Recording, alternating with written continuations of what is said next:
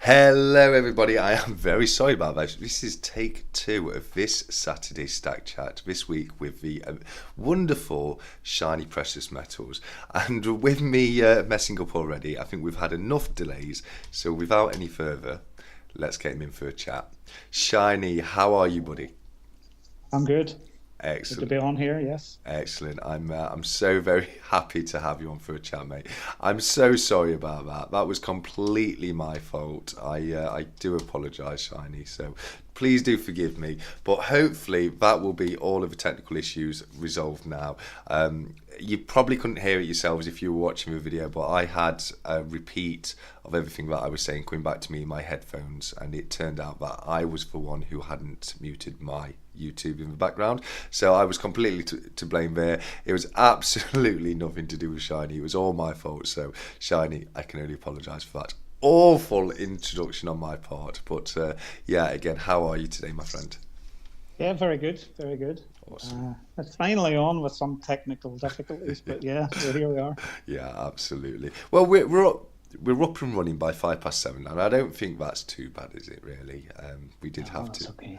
Yeah, we did have to restart the stream here, but yeah, no. Again, thank you for coming on, and thank you to everybody who's been able to make it across into the second stream for us. I see we've got Gary Crawford and Stephen is in the house. Stephen, of course, was my guest last week. Did you catch that video at all, Shiny? I did, yeah, very good. Yeah, Yeah, yeah. very, very good. It was a great chat, wasn't it? It was a lot of fun having Stephen on there. So, yeah, if you haven't checked that video out as of yet, it is on my channel, just as this one will be after it is finished being live. So, definitely give that a check out if you haven't done so already. But, yes, so, Shiny, tell us a little bit about yourself, because I know you're quite new to the whole YouTube game, aren't you? You've been doing it for, I'd say, around 4 or 5 months now, or something like that. Yeah, 7 months maybe. I started around May, buying a few bits and pieces, Okay. and then with all the channels, I thought, yeah, obviously yourself and 365, Backyard Bullion. I decided then, yeah, start a channel, why not? So um, I think the first purchase was a bar of silver, 100 grams of silver, because I had money, I had cash, Yeah. 400 or 500 pounds sitting in cash in the house, and I'm like, obviously nobody trusts the bank these days, so Yeah. between listening to all you guys, I was like, yeah, I'll buy Yeah. sort of thing. Okay. Okay. So let me just ask you one question regarding that. So you said you went out and bought a bit of silver, and then you were watching the channels. Were you watching the channels first, and then that inspired you to go out and buy the silver, or did you buy the silver first and then get more interested into it because you made the purchase and then discover the channels that way? Which way round did it work for you? No, I think it was the channels first, Okay. Okay. So yes. and then the purchase. Yeah, brilliant. I mean, that's the same for a lot of people, really, isn't it? I mean, it's probably a very common way round to do it. So, what got you into? What made you initially start looking into the channels? What got you interested in that? Did you have a prior interest in it at all, or? No, not really, no interest at all. Just sitting scrolling through, and I can't remember that. The way things come up on your feed or Yeah, on your shorts, and a few of you guys come up, and I was like, start just going down a rabbit hole watching them, and that was it. yeah, I no, went on, but definitely agreed with all the deflation and the printing of money and the yeah. political side of things. Yeah, absolutely. I mean, yeah, we all know that money depreciates due to inflation every year, etc. So, yeah, I understand what you're saying there. So, yeah, you had all that in the back of your mind. You had this pot of cash that you had there at one side that you knew you wanted to do something with, and then the algorithm just popped the right video to you at the right time, I'm guessing, and then got you into to doing it that way.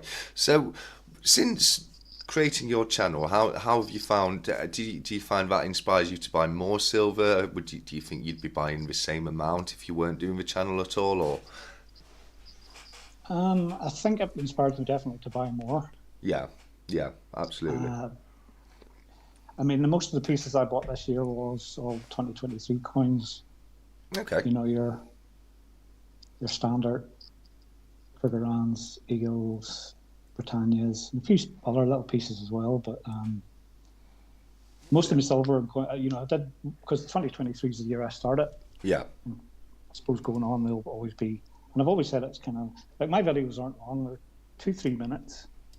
This is what I got, sort of thing. A few updates, but more of a diary, like to see what I've got when I bought it.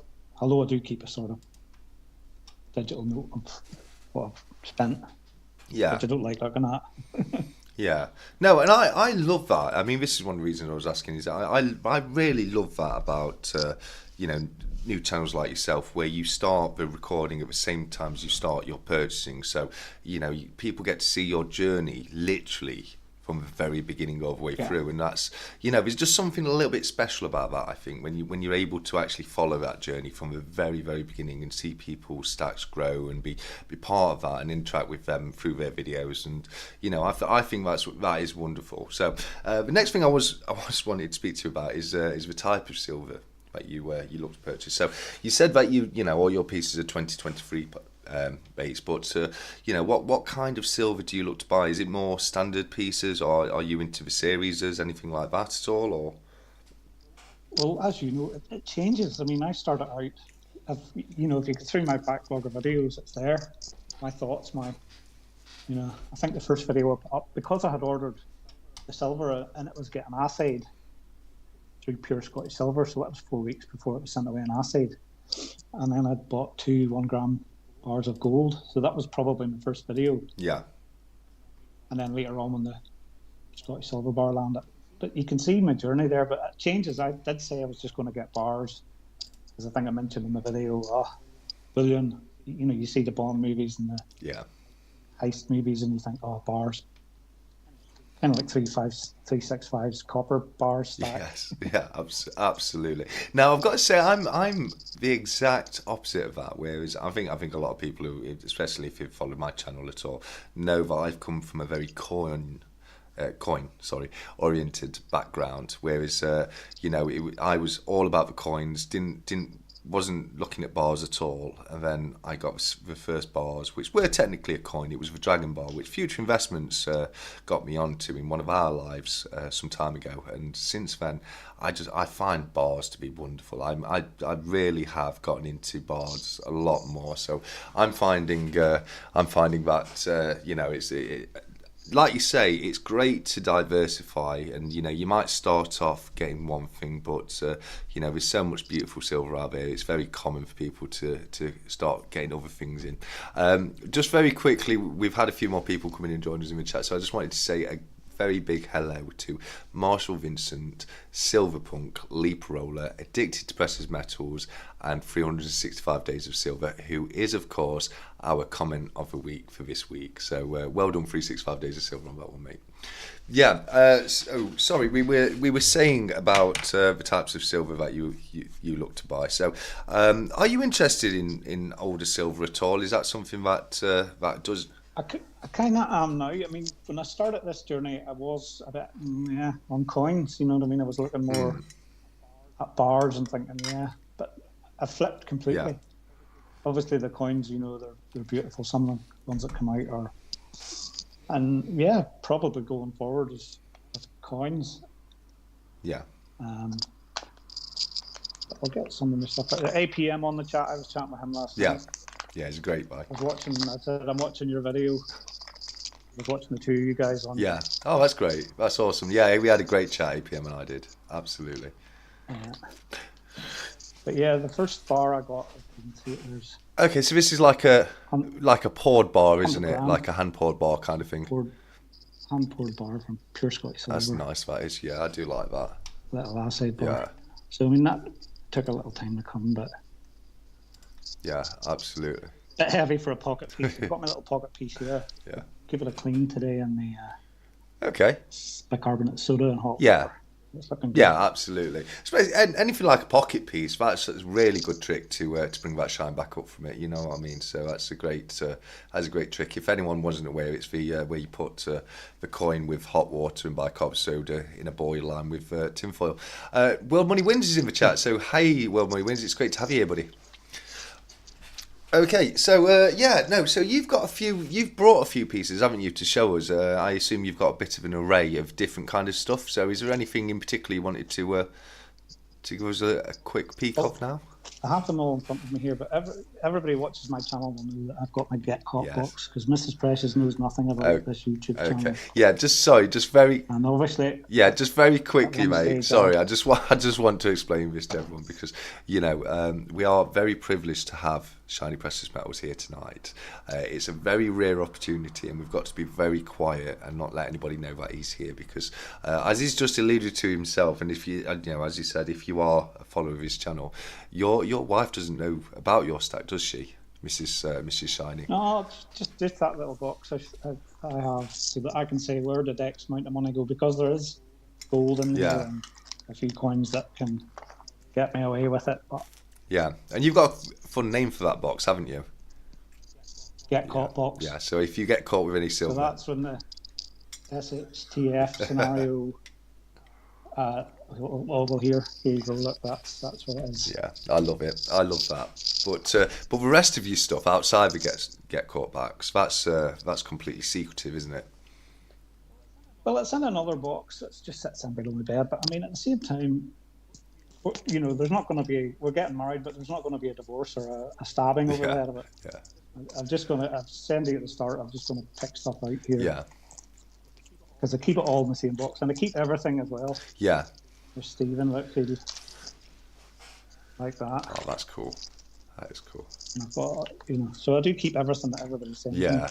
But as I said to you at the start, we'll just get them out. Yeah, I'm absolutely the same. Actually, there's a box right here I've got in front of me, this brown box here, and that is filled with every single letter I've ever been sent. And a fun fact about that is I've never been interested in collecting stamps. Stamps have literally never interested me my entire life, but I actually now have my own little stamp collection because I go as far as keeping the stamps off the envelopes that people send me, because it's so touching when someone goes out their way to send you something across, isn't it?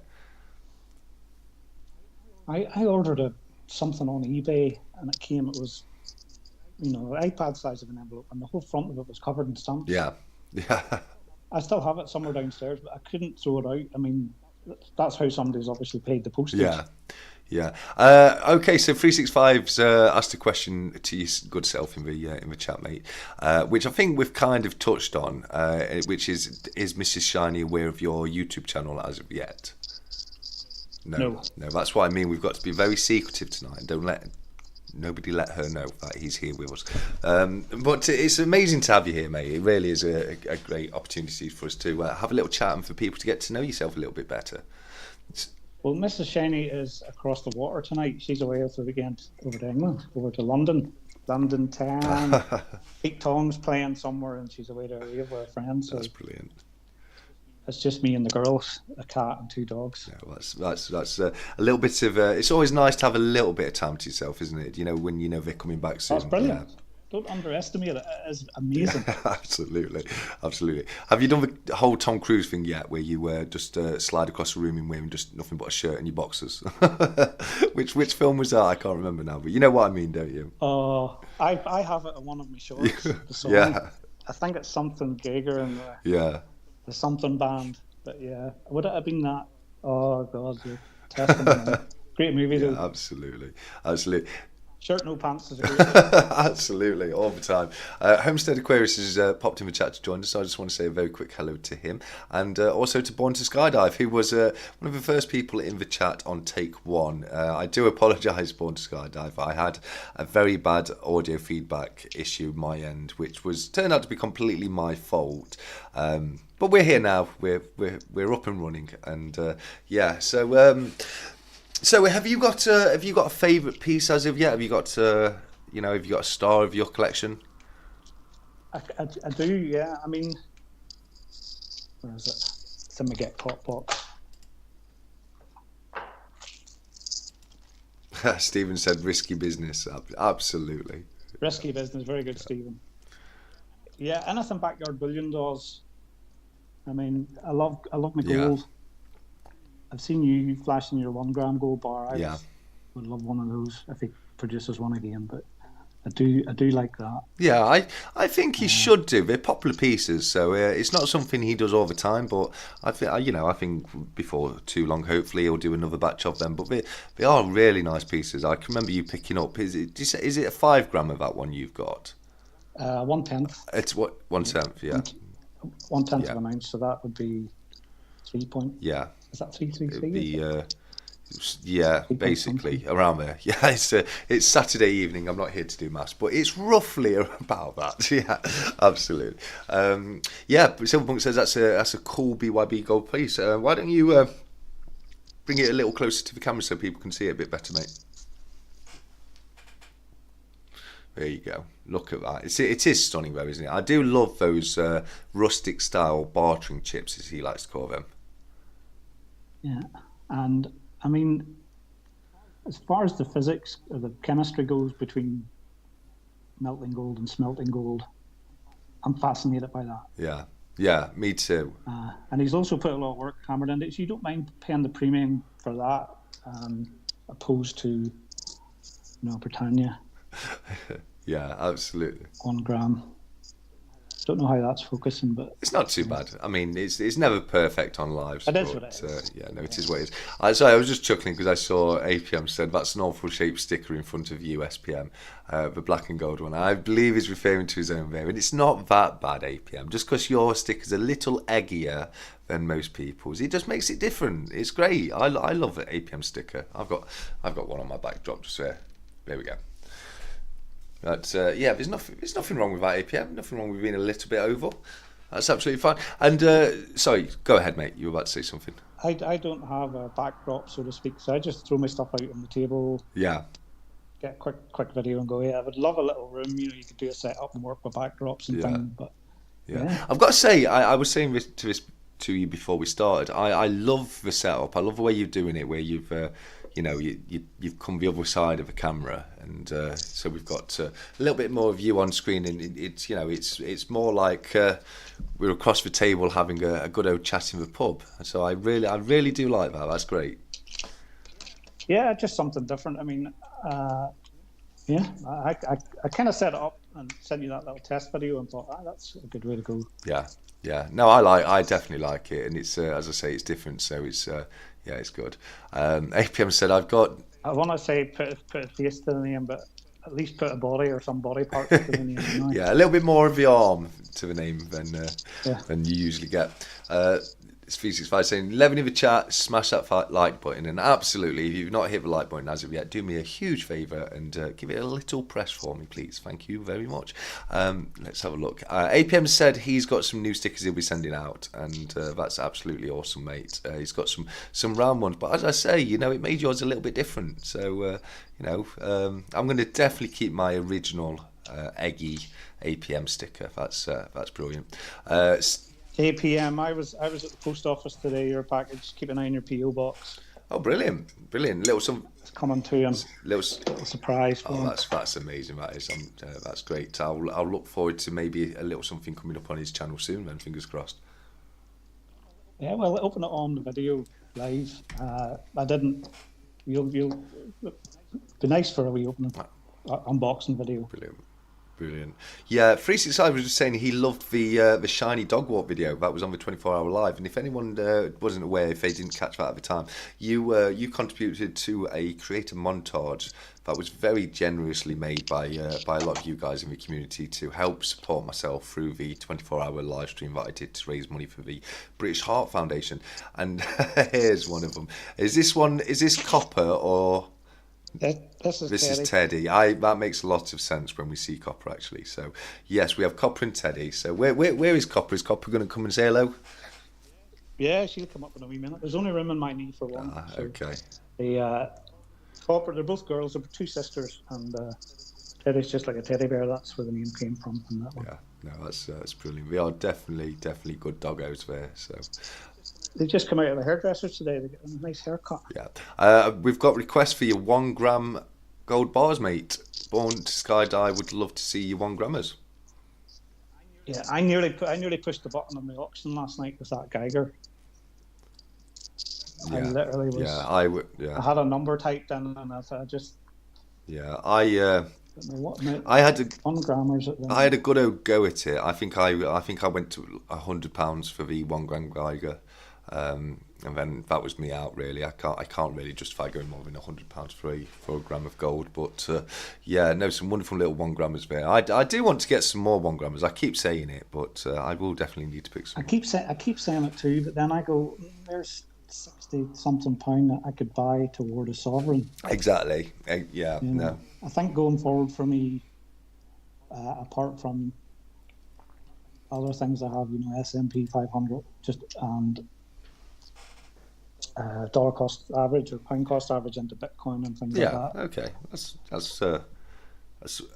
very interesting. I mean, I'm not, as people know, I'm not a huge crypto guy myself, so that's something that we can definitely get into a little more. I have to agree with 365's comment though, where he says he's very jealous of Shiny's view from his back garden. You do have a phenomenal view of from your back garden, don't you?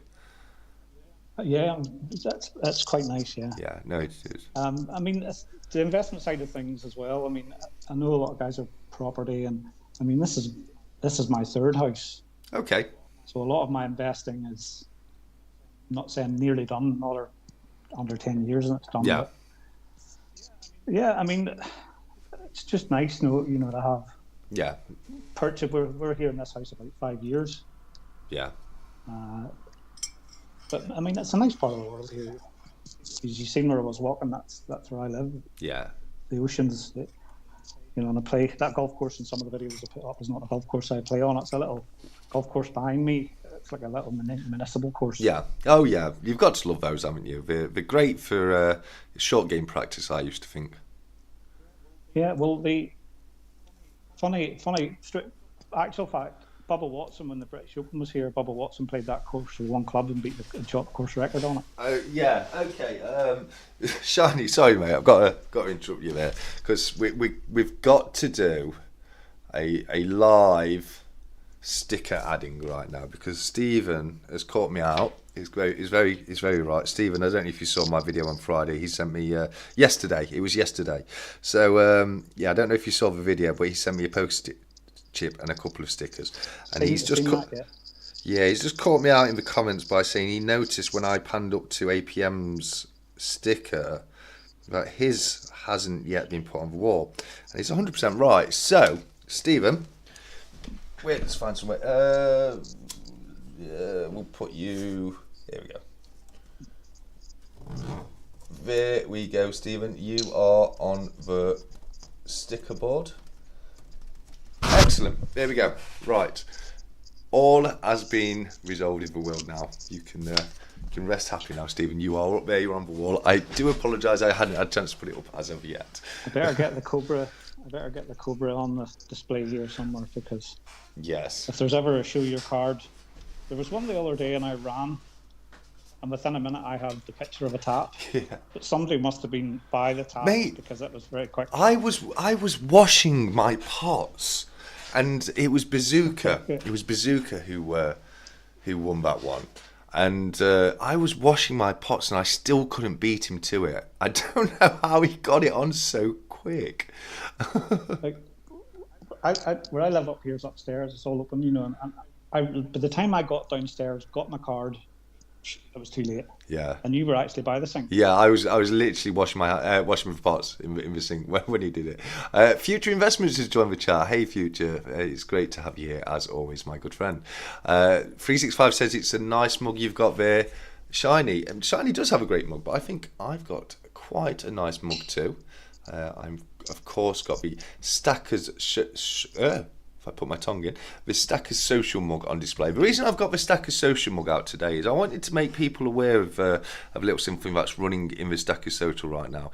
One of the members is who has a wonderful leather making company is doing a giveaway at the moment where they're giving away an outstanding piece of handcrafted leather.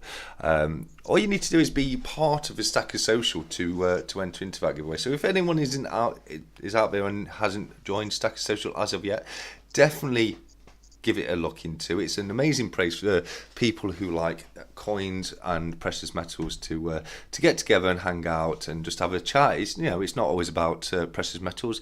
It's just a fun place for people to get together and have a chat. So yeah, that's my little plug of Stackers Social there. I think you're a member too, aren't you, Shiny? Yeah. 3-6. It's flat out. Sometimes you would miss it for a day, or you'd be busy and you would go on and you've got like 100 scrolls to get down. But yeah, it's quite good.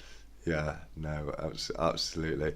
No, it is good, and I know what you mean. The chat can be a bit thick and fast at sometimes, can't it? You know what I mean? It's a very very fun place to be. 365 saying I'm going to lower his chances of winning the amazing wallet, and it is amazing. And I do apologise about that, 365. The best of luck to you, and congratulations to whoever's going to be winning that. But one of the reasons that I wanted to bring that up is because I wanted to let people know that I've got some giveaways coming up. I will be doing a little giveaway today. Today we haven't given away one on the channel for quite some time yet, so it's going to be a 1965 Winston Churchill crown that I'm looking to give away today. But I have some slightly bigger giveaways coming up. One of which is going to be the 1 ounce nugget coin from the Perth Mint that was won by Cy the Soundman during the 24-hour live. Now, Cy is an extremely generous guy. He's the guy behind the giveaway with the wallet, but he's also donated the 1 ounce Perth Mint Australian nugget coin to be given away in what's going to be my Christmas special on the 23rd of December, which is Saturday, the 23rd of December. So with it being close to Christmas, we're going to be doing a Christmas special, and not only are we going to be giving away that ounce of silver, I'm going to be popping in a few ounces of silver myself and trying to come up with a few fun different ways for people to win them. So definitely join us for that if you are interested in winning a little bit of silver. But but I just wanted to let everybody know about how generous Cy has been in donating not only the ounce of silver on my channel, but also the beautiful handcrafted wallet through the Stackers Social. Is Stephen still on the chat, is he? Stephen, I believe Stephen is still in there causing trouble. He has. There we go. Look, Stephen, that'll make you happy. Funny enough, Stephen has actually asked a question for you, good self, mate. How easy is it to get PMs in your neck of woods? And I'm not good enough to tell by the accent. Are you in Northern Ireland or? Northern Ireland. Northern Ireland. So okay. So still part of the UK, but. Yeah, so it's not good. I mean, my passport's British. Yeah. So it's going to be pretty much the same for you to get precious metals as it would be for myself here in. I mean, I'll order off. Yeah, basically, yeah. I mean, I suppose after the whole Brexit thing, I ordered a couple of things down south. I would call it down south. Yeah. They all across the border, and it took ages to come, and the postage was like £9. Yeah. But I mean, my mother's from Cork, from the very bottom of the island, and obviously my father's from up north. So, okay, yeah, that is very interesting. That's good to know. So yeah, but to answer Stephen's questions, it's it's pretty much just the same as you to get, especially when purchasing things offline. What's it like for shops where you are? Do you have anything where you could, any places you can go and actually purchase metal that way? There's no coin stores, LCS. Like you were saying in the videos, there's jewelers that will have, or second-hand shop, antique shops. Yeah, okay. Will have a little section of coins, but they're extortionate. I think at the start of the year when I was stacking, I went into one in town and asked, had he any eagles, and he was like, they can't keep them any time he gets them, and he goes, he must have a contact, but he was saying something like £45. I'm like, no. Yeah. And then the sovereigns, you go to the jewelers. A friend of mine was a jeweler. His father, well gone, but he would have said back in the day, every year he would have bought a sovereign. Yeah. But he said he just went to the bank. Yeah. And ordered it at the bank and got a sovereign, which obviously you can't do that now. No, you of course once could do that, but unfortunately not anymore. But I mean, well, if only we all knew to pick up sovereigns once a year when we were younger, and it'd be worth a lot more right now. 365 Shiny, I toured the Ring of Kerry when I was little with my dad and brother in a Bedford Rascal camper van. I love that. Beautiful. P65's always got really, really good little anecdotes like that. Well, the Ring of Kerry is actually one of the most beautiful parts. I mean, the whole island is actually beautiful, but when you go down, if you're ever over here, there's a little sign with a squiggle on it, a blue sign, and it's the Wild Atlantic Way. Mm-hmm. So Mrs. Shamey and I would start here and head down the west coast, Donegal, Bundoran's a big surf spot. Yeah. And just walk through our way around. We have a rooftop tent, so some nights we'd stay in it, some nights we'd stay in a B&B or a hotel, and it would take a good 10 days going down at the time. Yeah, good. And you could drive home, in 4 hours from the bottom. Okay, that's pretty cool. But sounds like a good road trip, so sounds like good times that does. Yeah. This is Shani's. I had to get a camper, but at the minute we're just on the roof of the car. I'll send 365 a video on the socials. Okay. Yeah, that. Maybe. It's a speed up. You just pop it up like a luggage suitcase. It's quite handy. Yeah, no, it sounds it. That does. Yeah, no, definitely get that video shared, mate. It sounds very Back interesting. to this bar, Stephen. Now I don't know what relation William Wyan was the original engraver, one of the great engravers of the Three Graces and Una and the Lion. But Una and the Lion was a painting by William Bell Scott. Yeah. In the 1680, and he was inspired by a poem called The Fairy Queen, Faar, spelt differently, and it was written in the 16th century by a guy called Edmund Spenser. Yeah. And the story goes, Una's parents were captured by a dragon and imprisoned, and she goes on a quest to get her parents back and comes across this lion, and the lion decides not to eat her because of her beauty and grace, and teams up with her on the quest to get her parents back. Yeah, that sounds really good. And I think the painting's in the Scottish Art Gallery at the minute. But it's quite an interesting story, and this is probably one of my favourite bars, Stephen. Yeah, I think it's as it's on my screen saver picture. Yeah, it's also part of your logo, isn't it? The Una and the Lion. Yeah. I think it's a lot of people's favourite bar. That is, it's a very, very popular bar, and that was very interesting. It was great to hear some of the backstory of the Una and the Lion bar there. You're definitely right about the original engraver, William Wyan, part of a very distinguished family of engravers. William Wyan. A lot of his family went on to be engravers. There was William Wyan, Charles Wyan, Leonard Wyan. They were direct descendants, and then there was a lot of cousins and uncles. And for a period of time, the Wyan family really monopolised the engraving world. So absolutely wonderful little story there. I'm going to go out my way to look into the actual story of Una and the Lion and the dragon there, you say, but sounds amazing, mate. A question here to you from Future. Shiny, do you remember the conflict between the British Army and the IRA? Would you be able to talk about it if you felt okay to get your perspective? I love history of war and conflicts. I mean, it's one I remember, so I can only assume you would be able to remember that yourself, mate. Yeah, I mean, now the big battles was in the two cities. So you have Derry and then Belfast. Yeah. And I suppose they're kind of 100 miles apart. Derry would be more up north side, and Belfast would be in the middle. But my father was a bread man, and we were kids, like teenagers, and you had to check in below your car because there was one stage that was like tit for tats, and you had to check your car in the morning, and especially if you were in the security services and. Yeah, absolutely. But we were living in Kilrea, and about 10 mile away from here, Ballymoney, and there was a bomb went off in Kilrea, and we were in the house, and I had friends staying over. We had a sleepover, and I thought my father had went out and banged the window, like thumped the window to scare us.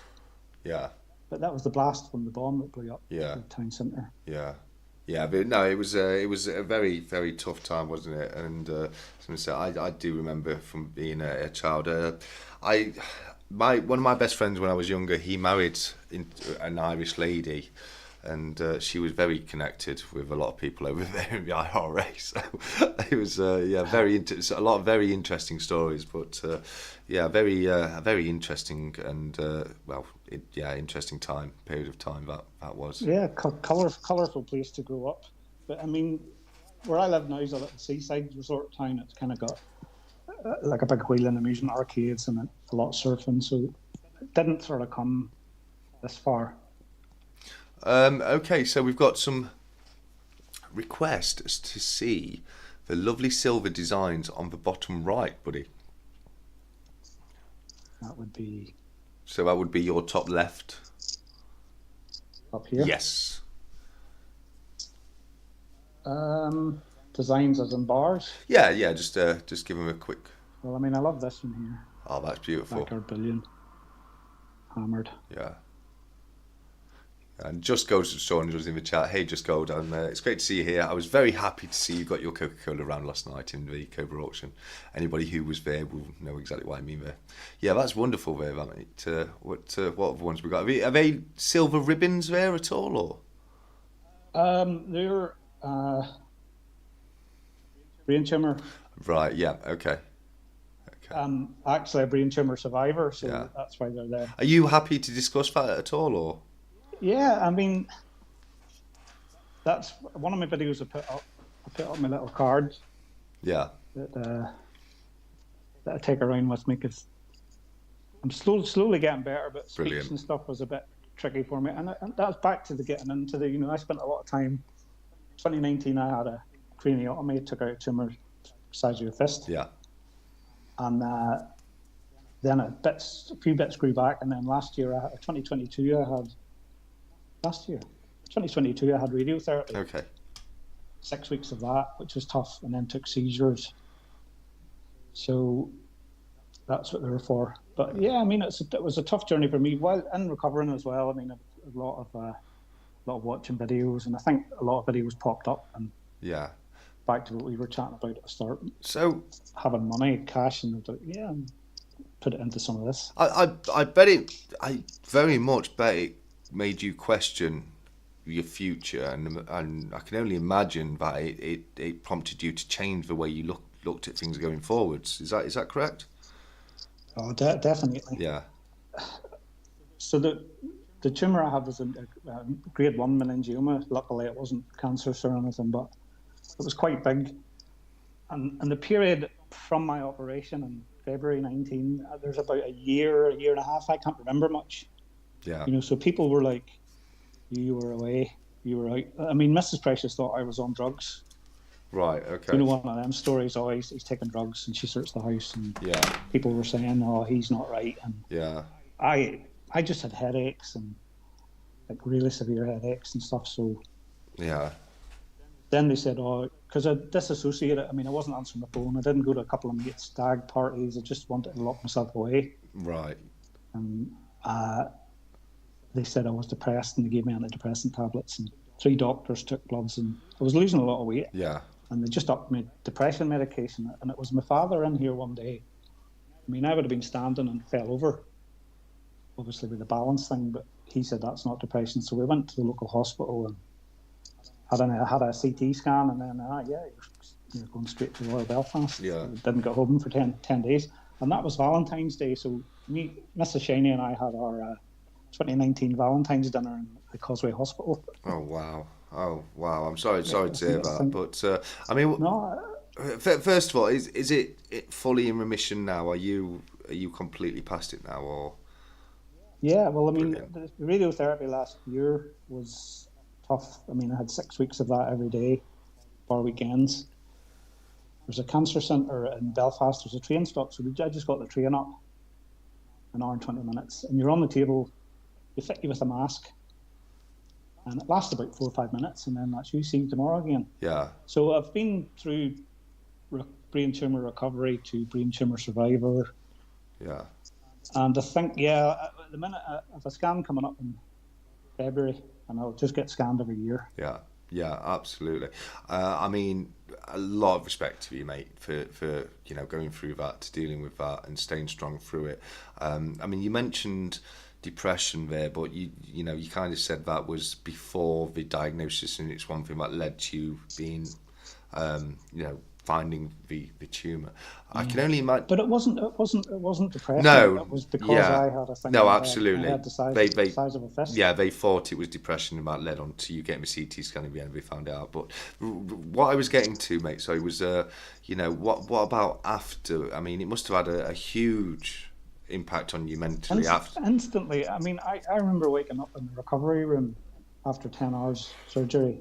Yeah. And then my mother came in to see me, and I instantly felt better. Yeah. Oh, that's wonderful. Oh, a lot of pain, but then I was on morphine, and I was on that drug you hear about all the time. They give you it for pain relief. It's proper use. What's it called? The heroin's all laced with it at the minute. Morphine. No. Oh, killing everybody. Oh, methadone. No. I can't think. I'm not My head's sure. going blank. Anyway, it's. But the minute I woke up, I was even my mum and Mrs. Shiny was like, you look obviously a lot different, and I'm like, I feel different, but yeah, no, I mean, I've got a positive attitude, and I mean, I play golf, and there's a golf course behind me, and I nip over the fence or around the corner and go for a putt in the chip, and I got back on my feet. I mean, I had to learn to speak again and walk again and stuff, and once I got, on my balance and yeah. No, mate, well done. I mean... Yeah, and there's no point in moaning about it. Who wants to listen to you moan? Just get on and get it done. Yeah, good stuff, mate. No, I'm very hugely proud of you, mate. Honestly, that is amazing. It's obviously something. I mean, I wanted to discuss it as long as you were okay, because it's obviously something that would affect your stacking, wouldn't it? I mean, it's obviously a very difficult period of time, and for you to actually go through that, it's just it's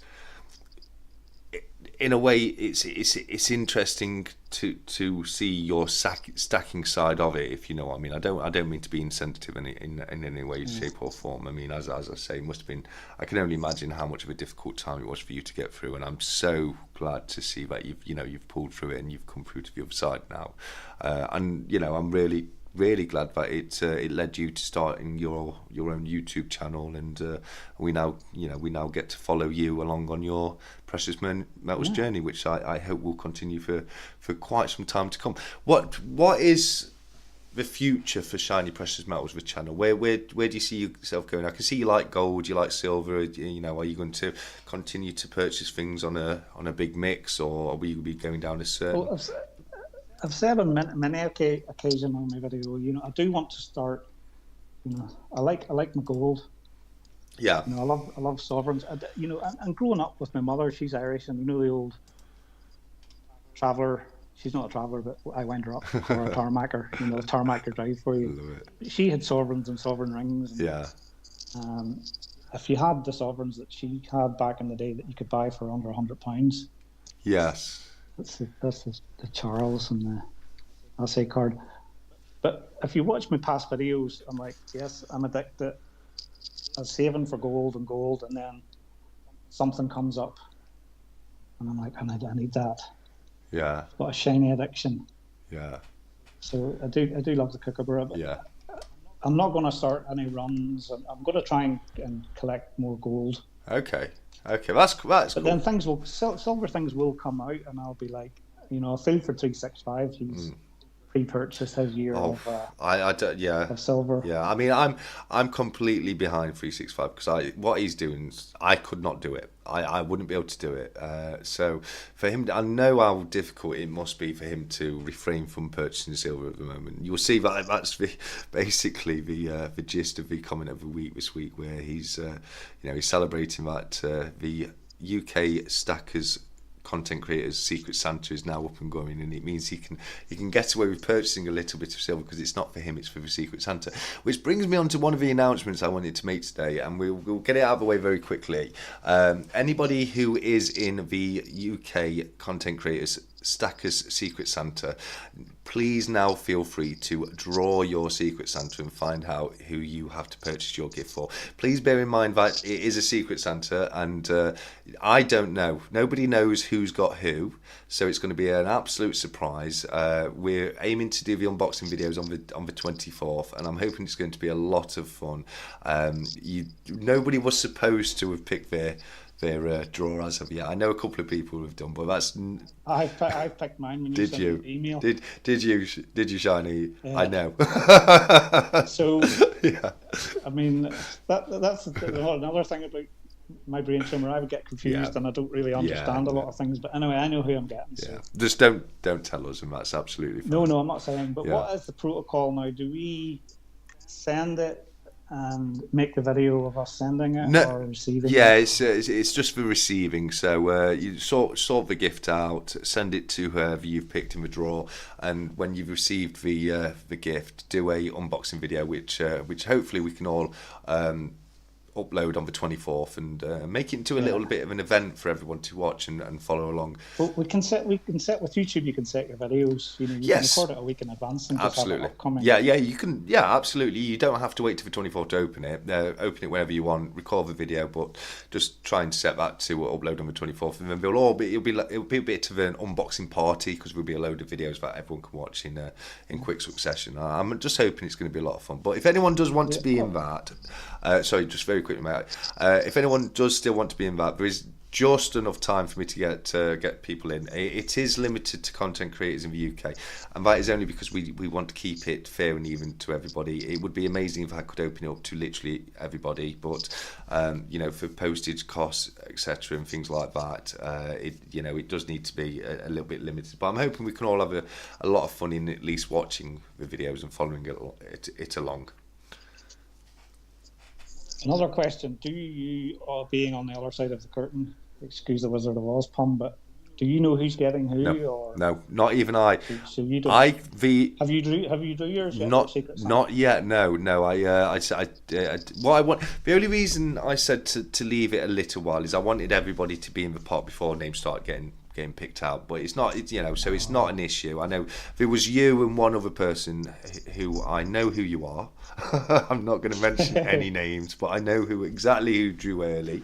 But don't worry, it hasn't spoiled anything at all. And yes, I will find out who got who on the 24th of December as the organizer of the group. But until then, not even I know who's got who. So it is a complete secret. Addictor said, you did say, yeah, no, go on, APM, draw to your heart's content. The drawing is now open, so anybody who's in that is more than happy, more than free to draw your Secret Santa right now. So yeah, no, that's brilliant. I'll be drawing mine at some point over the weekend, just in case there's any late comers in. What we've got here, fish and chips. Is this for? Is it? Teddy here. Okay. I was going to say, is that a dog treat there? Yeah, they are a couple of really cute little dogs that you've got there, mate.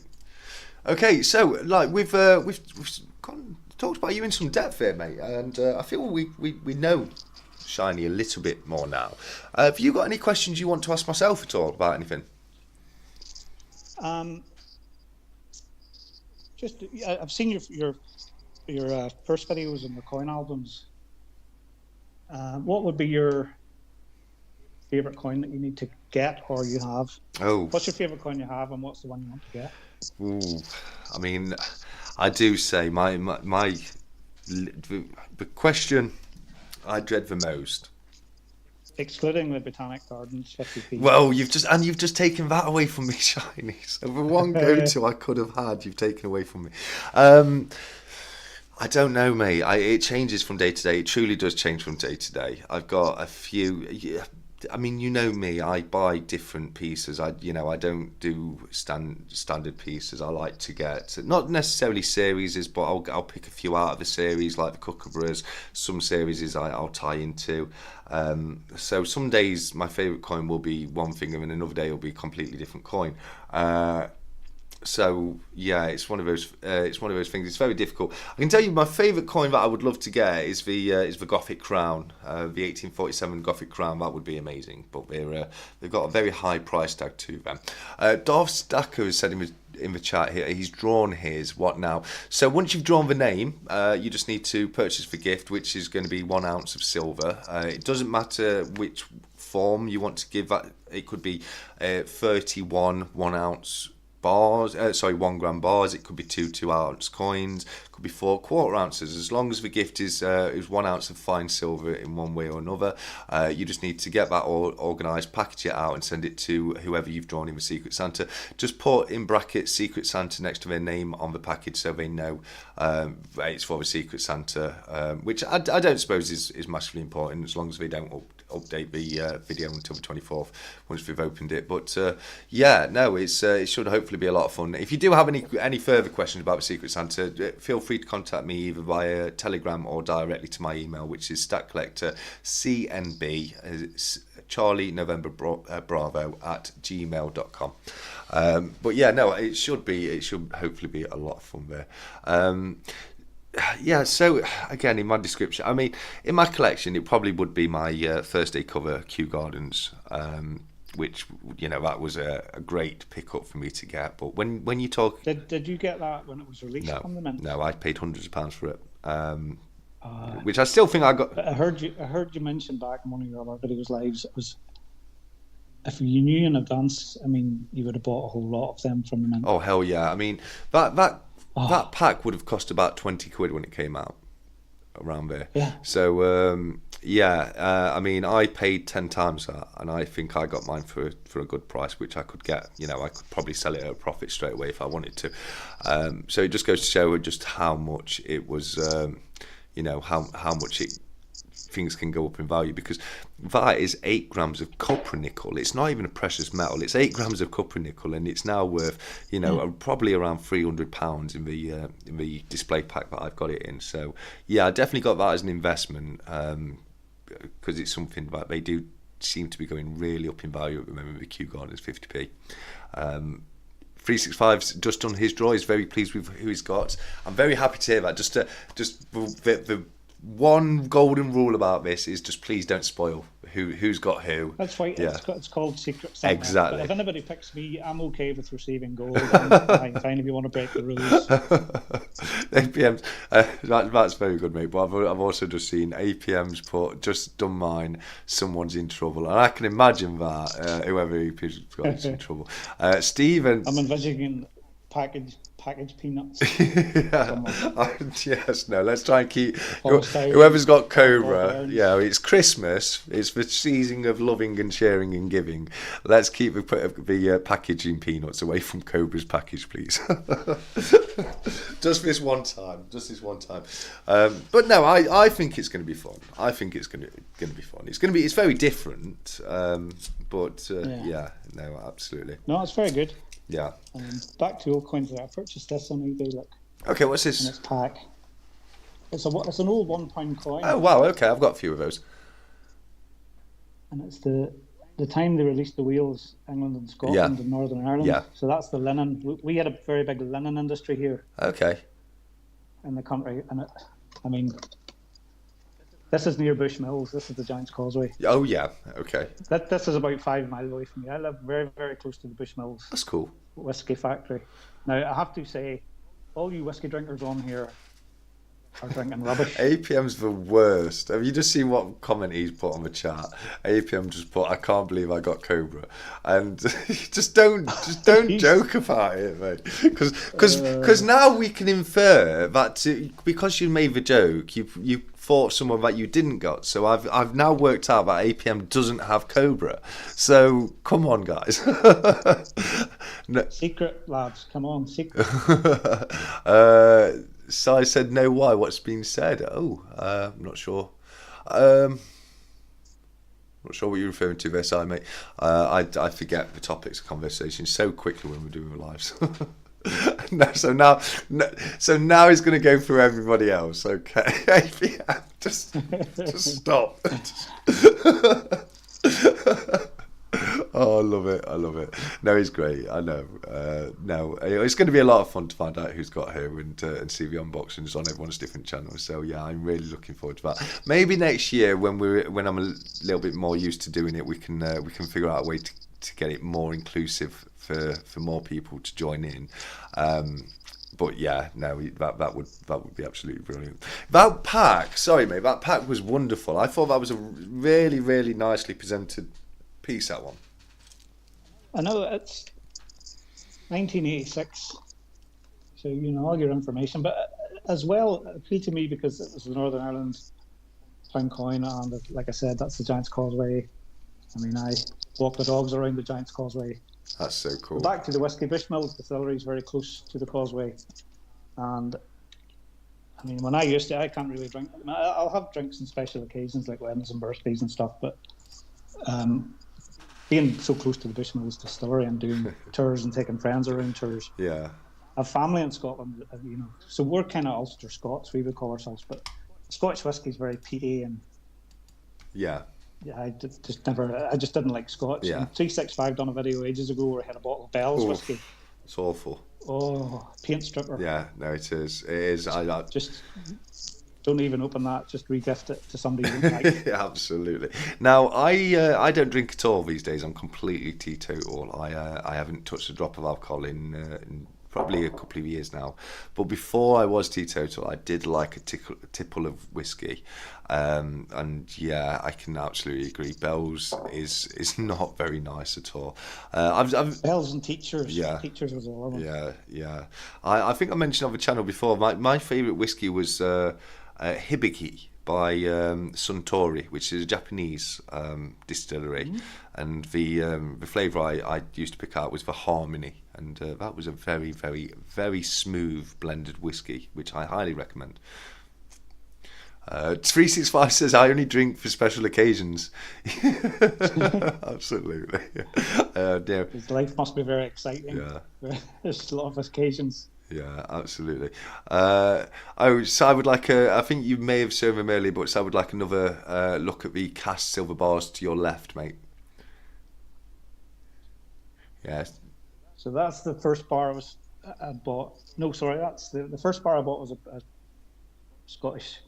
pure Scottish silver acid and Backyard Bullion acid as bars. That's the Forum. Yeah. 2023 silver Forum bar. Yeah. I've also got a 2023 1 ounce. Nice. It's nice little in the hand. And then that's the Berserker. Any Star Wars fans? The camera's the other side. Oh yeah, Have you thought about getting one of the capsules for that? They're hard to get. Not cheap. From all we can read up and research into it, they're hard to get. Unless... Well, they're not too difficult to get. I can send you a link. They're not cheap. It's like £7 for one capsule for a 1 ounce bar, which is not cheap for a capsule for a 1 ounce bar. But I would like it in a capsule. Yeah. As you can see, all my bars in capsules. But send me the link. No. I was also on the hump for a double capsule that Scene 365 had. Where, you can put your 2 coins together. Yeah, absolutely. Yeah, they're quite good. Give me 1 second. I'll just go and grab it and I'll show you the capsule, mate.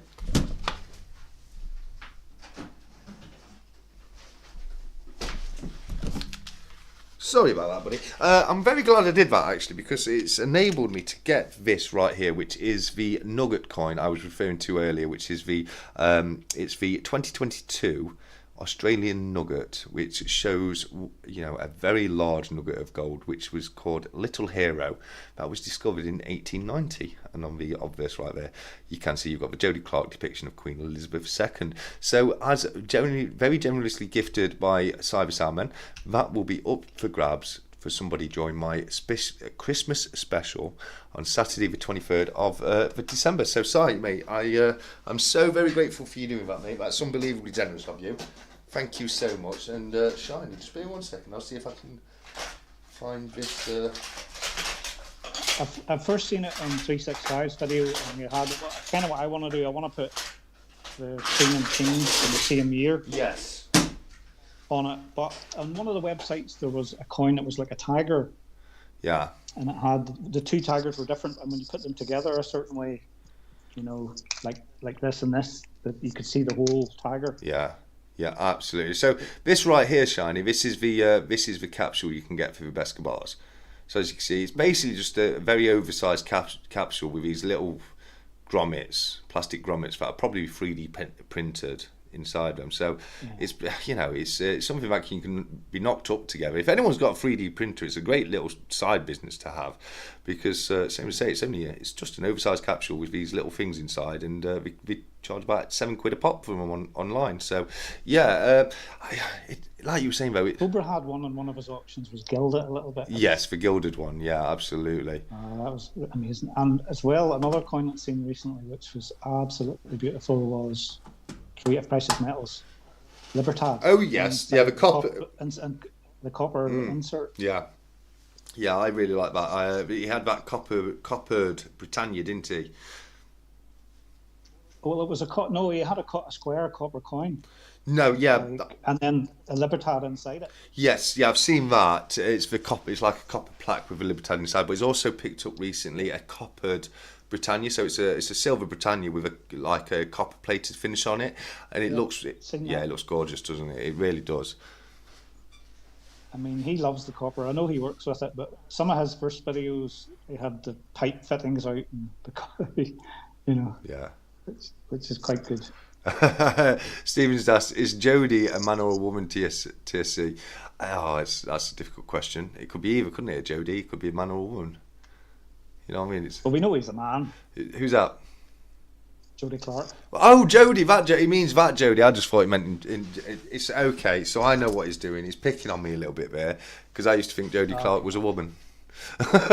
Till very recently, it was only one of my lives recently where I was schooled in the fact that Jodie Clark is actually a man, and it's still to this day when I just think of Jodie Clark, I think of a woman. I don't know why. But Silverpunk, we are looking at doing some 1 ounce bars that fit in them capsules. Just hard for us to do as we sandcast. We are experimenting at the moment on them, just sorting the size out and get the weight right. Oh, that sounds really interesting, Silverpunk, mate. Thank you very much. That sounds great. Investing Tortoise says, evening all, just quickly popping in to say hi. Well, hey, Investing Tortoise, it's great to have you here, mate. Thank you very much for joining us, and don't forget to smash that like button, as Silent Silver says. Absolutely. APM eBay. Yes, that's where I got my I assume you mean the Mandalorian capsule, because that's exactly where I've seen them on eBay, and they're pretty readily available on eBay for around £6-7. I saw a few sellers that had them in different colours. They had the little grommets in red or black. That's one thing about that. It's the only thing that annoys me about the Mandalorian bars, is that they're so difficult to capsulate. Yeah, I kind of knew that from research before, and also I found, I mean, when I was working, my kind of history was working in the steel industry. So I went from selling steel to manufacturing steel, and then in the later part of my career to powder coating steel. Yeah. But the little bar, if anybody has one, it's almost if it's been punched out. There's a little ragged edge here. I mean, it's very nice that all the lines match up, but it's almost like stamped. Yeah. I would call it punched. Yeah. It's not been laser cut. So it would be nice to get it in a capsule and just have it in a nice capsule. Yeah. Yeah, I do also want to backstack them, and because we've only been going out. What was it? Was it 2021 was the first year, or 2020, something like that? I think so. I'm not sure. I'm not really a Star Wars fan. No. I have a mate who's a Star Wars fan. But they are a beautiful bar. To look at. They are amazing. They are. I mean, your generic bars, your Three Graces and then the Lion, lovely. Yeah. Kind of like this little bar, JPN. Okay. I think it's a British. It's all the British icons. The Tower of the North and the Queen. Yeah. The policeman's hat. Yeah. Oh wow. I think this is actually one of my favourite bars right now. It's the new Vortex bar by Scottsdale. I love it. I want to get one of those. They're lovely looking. They're gorgeous, aren't they? And I think right now for me, it's replaced Una as my favourite bar. I just love the look of these Scottsdale Vortex bars. I think they're incredible. But I've got, I've picked up quite a few bars now, and I was never into them before. But bars are so cool, aren't they? There you go. Hello. There you go. But that's not. That's just. Oh, okay. What's that? Is that Archangel Michael? Is it? Archangel might Yeah, be. yeah. That's again, though. It's still a wonderful bar. I did buy this bar. I do like this, and I've taken it out of the capsule. It came in a capsule. It was from this guy, Okay. Liquid Metals Pours. Oh, okay. He does a lot of ones. It's the Phoenix. It's a cool looking bar. But it just about fit it into the bar, and I'd taken it out and I tried to put it back in, and I cracked the capsule, and I bought another capsule, and I cracked it as well. Oh dear. It's about 0.5 millimeter too long. Yeah. And I just keep it out. Yeah. Sometimes it can be very difficult to get them into the capsules, can't they? Yeah. Well, I mean, I purchased, the time this whole palaver was going on, I had purchased off, I think it was Atkins. Oh, okay. Yeah. And then the news came out it was not on the assay card. Yeah. And a lot of guys were getting refunded. But I said, could you put, yeah, that's the very one. Yeah. And I said, could you put this into a capsule for me at least? Because, you know, so they did. And it came nice and slim. I've just had to rebuy this on the Cobra auction last night because I want one in a capsule because it so annoys me that this is an assay card and I can't keep it with my other bars. Yeah. But well, it's a lovely little bar, isn't it? The Celebration bar. I really do like it, so I don't mind buying another copy of it. I don't mind having spares of that. I mean, it's a lovely bar. But the one of the videos you'll see me, I had went back onto Atkinson's to get more of these capsules. Because they're really thin. You know, I suppose if you compare them with a Dragon Bar, I think the Dragon Bar is a little bit smaller, maybe thicker, but it's a nice thin little capsule. Yeah. So I'm in my shopping cart, and I had ordered 3 or 4 Sovereign capsules and some of these, and it was about £1 short. You needed a certain amount before they would send them. And then I bought this to make up the total. Yeah. Yeah. Oh, GTS. Sorry, mate. You can do if you want. It's not for charity or anything, mate. But if you want to donate to half our seals towards that, it will be given away for somebody for Christmas. So that's absolutely awesome of you, buddy. I'll message you on Telegram or something about that, mate. But thank you so much. That's so cool. GTS just said he wanted to donate a couple of half-ounce shields for the Christmas special, which is absolutely super awesome of him. Have you had a chance to catch GTS's channel as of yet? Just recently there, yeah. Yeah. Very, very refreshing. It makes me smile, some of his videos. Yeah. No, it's great, and he had a channel before his go-to stacking channel, and you really can tell because the quality of his videos from the very outset, you could tell that he had some experience with editing and making videos before, because the way it was laid out and the way he presents them is so far ahead of of how old his channel is. You'd think he'd been making these videos for a couple of years. He does a wonderful thing on a Sunday. Get ready for it tomorrow, where he does his Sunday showpiece. That's something I really, really do enjoy every week. So if anybody hasn't checked out Go-To Stacker as of yet, definitely head over and give him a head out, and perhaps pop into the comments that he has to come on for a stack chat at sometime soon, because it would be great to have you on here, mate. Anyway, we have right now with us this amazing Shiny Precious Metal. So thanks again for joining us, Shiny, mate.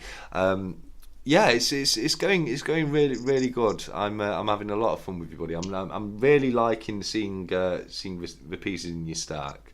Did you say you had some coins as well as silver? Some like packs, didn't you? Well, not silver, but exactly. I bought this because it was the year of my 1975, my date of birth, and it actually was interesting. I bought this on eBay. I like that. I kind of like this little square thing at the top here. Yeah, the completer medal. Yeah. And I mean, I think at the release, this letter came with it, which I thought was quite good. And it's dated. Basically says Royal Mint Numismatic Bureau, the address. And it says, "Dear customer, I enclosed part of your recent coin order. I very much regret to inform you that because of the unexpected problem and difficulty, the 1973/75 with a pencil metal set has not been available until 1978. If there are any concerns in regards to the order, I quote, And then it says, very so much for your inconvenience caused by this, please be assured that as soon as the 1975, they'll be dispatched to you. And the guy on eBay said he cleared it out of his granny's or his mother's attic. Yeah. The wrong way around. I don't know where that is. Oh, okay. Can you read the address? Yeah, I can just about make it out, yeah. Ann Street. It looks like Wales. Somewhere in Wales. And then I went on, because my father was born in 1945. Mm-hmm. I bought these. Yeah, that's cool. Pre-decimals. That's cool. You know, I'm all about the pre-decimal. And are these the ones we spoke about before you bought them? I think so, yes. Yeah, because I remember you contacted me, didn't you? And you let me know that you were looking at some coin sets and you wanted a little bit of advice on them before you purchased them. And I can remember saying, you know, I always think it's a great idea for everybody to have the coin set of the year they were born. I've definitely got the one for my year of birth, and that's a wonderful little set right there. Well, I mean, you've got your half crown, your Scottish shilling, Yeah. halfpenny, sixpence, threepence, Yeah. farthing. And the interesting one about the farthing you sent me here, just explaining confusion. You know, you were talking about the wren. Yes. And I was thinking Christopher Wren, the architect. But, yeah, no, the penny wren, as it's known. It's penny wren. And then the florin, English sterling. So it's quite a nice little pack. Plus, it's 1945. Yeah. I just want to say a huge thank you to Darv, because he says he's going to donate something for the Christmas special as well. So that's awesome, mate. We'll make it into a good event and make sure we get some lovely pieces sent out as prizes to people. Just wanted to, I don't think I mentioned, I did say with the Nugget coin we're going to be giving that away on behalf of Cy the Soundman. I've agreed with Cy that we're going to be doing a 3-hour-long duck race to give away that coin. So we'll figure out the way for everybody to enter, but while ever I'm going to be doing the live on the Saturday the 23rd, I'm going to be having a 3-hour-long duck race running in the background, which we can keep popping into to have a look and see how things are getting on. But I've been really enjoying these duck races recently, so I thought. Yeah, me too. I mean, I'm going to give credit where credit's due. It was completely inspired by the 1 hour long duck race that Just Gold did recently on his channel. And I thought following it along was a lot of fun. I'd really love to do, a long duck race myself. So it's the sponsored by Cardus Leather 3-hour duck race Christmas special where you can win an ounce of silver. But as I say, there's going to be other ounces to be given away as well. And it seems like people are very, very generously donate things towards that as well. So that's absolutely amazing. And keep an eye out for that. Sorry to interrupt you, Shiny mate. So is that the only 2 coin packs you've got? Is there anything else you're into? Yeah, those 2. And the pound. I have one of my videos at the very start. I didn't even open these. I just took these out of the pack tonight. Brilliant. Yeah. From the mint, because I on the video said I was going to do a video, but I referred over to your channel. Oh wow, yeah, that's cool. For the unboxing sort of thing, so it was a quite short video on my part. Yeah. Hey, my good friend Cranky Stacker's in the chat. It's great to have you here, Cranky mate. Brilliant to have you across. Yeah, I remember his coins well because I gave those away for the 500 subscriber when I hit that. I think so. Yeah. I think you were like crowned or uncrowned. Yes. As one of the quotes. Yeah, and if you went for crowned, you could be in a chance of winning both of those coins, which was 50p and £5 bunk parts. And if you went with crownless, you could be in a chance to win the standard 1 ounce crownless Britannia, wasn't it? It was a lot of fun, and it was great to find the a couple of new homes for a bit of silver there. 20-something people looking at animated ducks. You can't beat it. I had so much fun with that 1 hour long duck race. It was so fun. Cranky says, hello TSC and SPM, you all look wonderful today. Yeah, absolutely. I said it before, I really love the way you've presented your stuff today. It's very interesting. Shiny came up with it completely on his own. It was his idea, and I really do love it. I think it's fabulous, mate. Cranky has still to show me a picture of his jumper from the movie The Dude. Yes. Big Lebowski. Yes. One of my favourite movies. Yeah, I loved that. I think when I mentioned it on previous live, and I got it a little bit confused with the Usual Suspects, and but you're right, it's for Big Lebowski with Cranky's impression of a dude is just absolutely incredible. If you Steve Buscemi and That's for 365. That's the one you'll be able to see on camera. I've got a few others, higher up on my arm and in a couple of other spaces. But sorry about that. 365 was just asking if I had any tattoos. Not as many as Shiny does. I love your sleeves. Yeah, it's a lot of work getting coloured in. Solid colour. Stephen likes his bird. There's a little bird for Stephen. Yes. Ask him to comment if he knows what it is, if he's still here. I can't even see it, make it out properly, mate. But okay. Is it a magpie? It's not. Stephen in the chat still. I think he likes his birds. He should know. He may well be. Yes, Stephen. Definitely let us know if you know what type of bird that is. Absolutely, but so the quick answer to your questions, 365, is yes, I do. I have a few tattoos spreaded around. I know 365 is another one with incredible tattoos as well. So I do get a little bit jealous when I see them, because I have thought for many years that I should get a sleeve. Oh, it has a lot of time and money and pain, but sure, it's all about the pain. I always say, thanks, a souvenir, isn't it? Yeah, exactly. I think that. Here's Stephen. Stephen, what kind of bird is it? 365 has guessed penguin. I don't think that's a bad guess myself.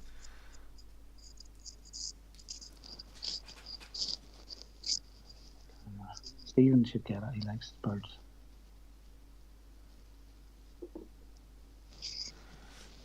I've tried to get one on a coin, and I don't think I've had any success.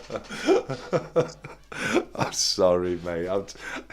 Cranky's just asked if I've got a tramp stamp. No, I don't, unfortunately. Maybe I should get one. Maybe I should get a tramp stamp that says TSC across it. That would be that'd be quite funny, wouldn't it? I love that. Yeah. Okay. Yeah. So, sorry, mate. I'm just got distracted. You read the comments. Yeah. I can't see any comments coming up, so you're in charge of the asking the questions. Comments. No worries. I think we're safe to say it's not a pelican. I think even I could say it's not a pelican. No. Now there is an island off the coast here. There's a place called Ballycastle, and you can take a ferry across to it. You can actually see from around on a clear day. And, it's 2 hours on a dive boat, and it's I think 45 minutes on a Coast Guard lifeboat, or 10 minutes on a chopper. Yeah, Stephen says he looks like a swallow. I thought swallow at first. Cranky says puffin. Now I think it might be some kind of gannet or cormorant. It's a coastal yeah bird. So keep guessing. Yeah, but there's the island across from Ballycastle is called Rathel Island, and a certain time of the year you can go onto it and see the puffins. Yeah, that's cool. That's the time of the year when it's quite a cool thing to do. That's cool. And as we all know, we've got puffin being one of the new designs on our new UK coinage, isn't it? Yeah, well, I purchased the two. I haven't got them yet now, but again, I haven't opened any of these. But this is the Queen, the 2022 collection with all the coins that we have at the minute in circulation. Yeah. So I have the new Charles ones coming. Yeah. I think there's a puffin on it. There's a puffin, there's a salmon, there's the world's largest grouse. I like the bee. I like the bee one. The £1, the bees. The bees are all right. You've got to love the bees, haven't you? I'm not a huge fan of a set in its entirety, if I'm honest with you, mate. I think it doesn't. I don't know. It's just personal preference. It's not necessarily for me. I just wanted to let people know we are going to be doing a little giveaway today. I can't remember if I mentioned earlier, but we're going to have a short duck race to win a 1965 Winston Churchill commemorative crown. It is copper nickel. It's not silver, but the giveaway is open to everybody, and we'll have a short little duck race a little later on to find out a winner for that. So I'll pop that just there. So just to try and remind myself of that. Scott says, is it an oyster catcher? Perfect. Here we That's go. We have a winner. Well done, Scott. You don't win anything for that, unfortunately, but you do get bragging rights. It sounded like he won something there. The way you I said know he that. did. That's why. That's why I made sure to let him know. Like, you've not won anything. Just get through a few bragging rights there. That's all. Cranky says, "My dad," and yes, no, Cranky. Cranky's father looked like Winston Churchill, which is something I know from following this channel, which is a great channel. And if anyone wasn't aware, next week will be myself and the Cranky one for a international stack chat. Now I know I have mentioned previously in the past that tonight was meant to be myself and Cranky, but we had a very, very slim window of opportunity where Shiny Precious Metals could get in and have a quick chat, unbeknown to his better half. So we thought we best strike while the iron was hot, as it were, and get you on while we could, didn't we, Shiny, mate? Yeah, perfect. Worked out well, actually. Yeah, absolutely, because I'm having a lot of fun here with you, mate. It's a great chat. I've had so much fun with all of these stack chats so far. I mean, No, they're very good. I mean, they're definitely. I like joining in. Even if I don't get them, I'll watch them. The next day or a couple of days later. They're very good. Yeah, definitely a lot of fun to listen back to, like a podcast. I'm going to just over here to stick my heat on, and I'll come back and tell you a story about the Queen. Oh, never, brilliant! Okay. I'd love to hear that. That's awesome. Cranky says, I'm glad to see him. It's just said OBS Studio disconnected and it's reconnecting. So I hope we're still live. Hope nothing's gone wrong there. I don't know what happened there. It looks like we're still good. It says OBS reconnection successful. So I don't know what happened, but when you walked away, OBS disconnected, and when you came back, it reconnected. So that was very strange and quite worrying. But I think we're okay. I think it's not kicked us off. We're still going live. You've got your heating on okay now, there, mate. Yeah, right behind me. Brilliant. So this one's going up. Come on. You coming up? No. So this is the other one, copper. There you go. Look. So the story about I've met the Queen. Yeah. So whenever in my history of working in metal industries and stuff, for 12 years I worked in a restaurant bar. I started off barman and then ended up maitre d' in a restaurant working with. Yeah, that's quite a busy spot. I mean, so Northern Ireland had the British Airways Awards, and the Palace would do awards for agriculture, sport, hospitality. Short story short, our bar won the Hospitality of the Year. Well done. And that was an invite to the Palace for a lunch meeting. So, yeah, flight over, tops and tails, up the drag into Buckingham Palace. Met Princess Anne and the Queen. Oh wow, brilliant! It's a very good day. Princess Anne, I really think the Princess Anne. I think she's taken. Oh, I thought so too. I'm not going to lie. In a day. I behaved myself. I was very well mannered and polite. Yeah. But you go into the palace up the island, and I mean the thing that amazed me as well is the pieces of art, from the family members and horses. And, like they're 10 foot by 12 foot. Yeah. And then you go into the area we received, and you could see out the whole back lawn. Yeah. It was a warm time of the year. We weren't out on the lawn, but it was massive. Yeah, I can imagine. It would be absolutely gigantic. Absolutely. But my granny was very into the Queen. Had tea towels and cups of commemorative things. And I think she passed away now. But I must try and find the invite. It was like a gilded piece of card with the invite on it. So if I ever come across it, I'll post it up. But it was a good day at the palace. No, it sounds like a wonderful day that does. It's a lovely story that is. I've never done anything like that, so I can only imagine what it must have been like to go and attend the palace in person. That's amazing. Now, 365's thrown a question he loves to throw in here, where he's asked is the flat, and it makes me chuckle. How Darth said, here we go. It makes me chuckle a little bit more today because, unbeknown to anybody, you've actually given me some homework, haven't you, Shiny? Yes, indeed. Yes, and do you want to tell everybody what the homework is you've given me? So, on your chat with APM, you get into science talk and stuff and conspiracies, and The show was called, it's about flat earthers, it's called Behind the Curve. Yeah. And your challenge was, how long will you watch it for before you go bullshit and turn it off? Yeah, I've got to try and watch it all out, haven't I? And to everybody in the chat, I just want to reconfirm, we've been over this before, that the Earth is round, but also flat, just like a pizza. I'm joking. I am joking. But yeah, no, we're not going to go. Don't worry, everybody. We're not going to go too deep down the flat Earth rabbit hole there. But yeah, no, I just thought it was quite funny because yeah, I've been giving my my research. I'll probably find it interesting, mate, because even if it's something that I know is not true, I can. Well, I used to have a friend, and he told lies. And I used to have we called him Google, because anything he said, you had to Google it. You had to research it. And he was a flat earther. Yeah. But there was a UK tattoo show on 365. I know it was about people going in and they got an awful tattoo. Yeah. And got it fixed. Tattoo fixers. And one of the guys, tattoo fixers. One of the guys on it was, I had watched it for a few seasons, and one of the guys was on it. He turned out, he said he was a flat earther and was passionate about it, and it put me off the show. Yeah. Yeah. I'm not watching him anymore. Yeah, no, I can understand that.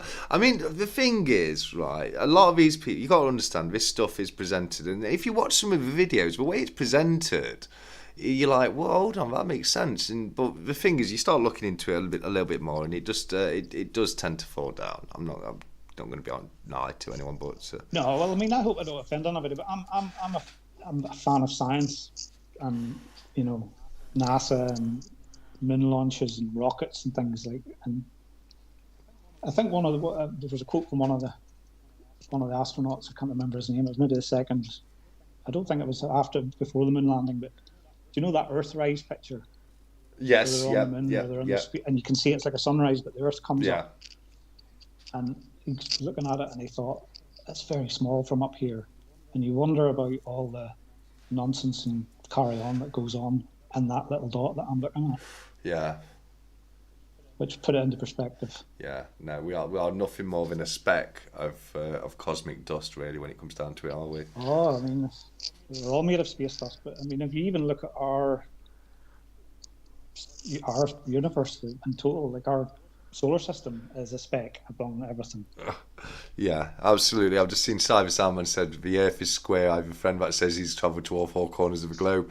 I love it. I absolutely love that. I do. It's great. CY Sterling's in here, so I just wanted to let CY know, because he missed it earlier, that the Secret Santa is now open to be drawn, because as we know, everybody waited till Saturday, which is what they were asked to do. So nobody drew it beforehand.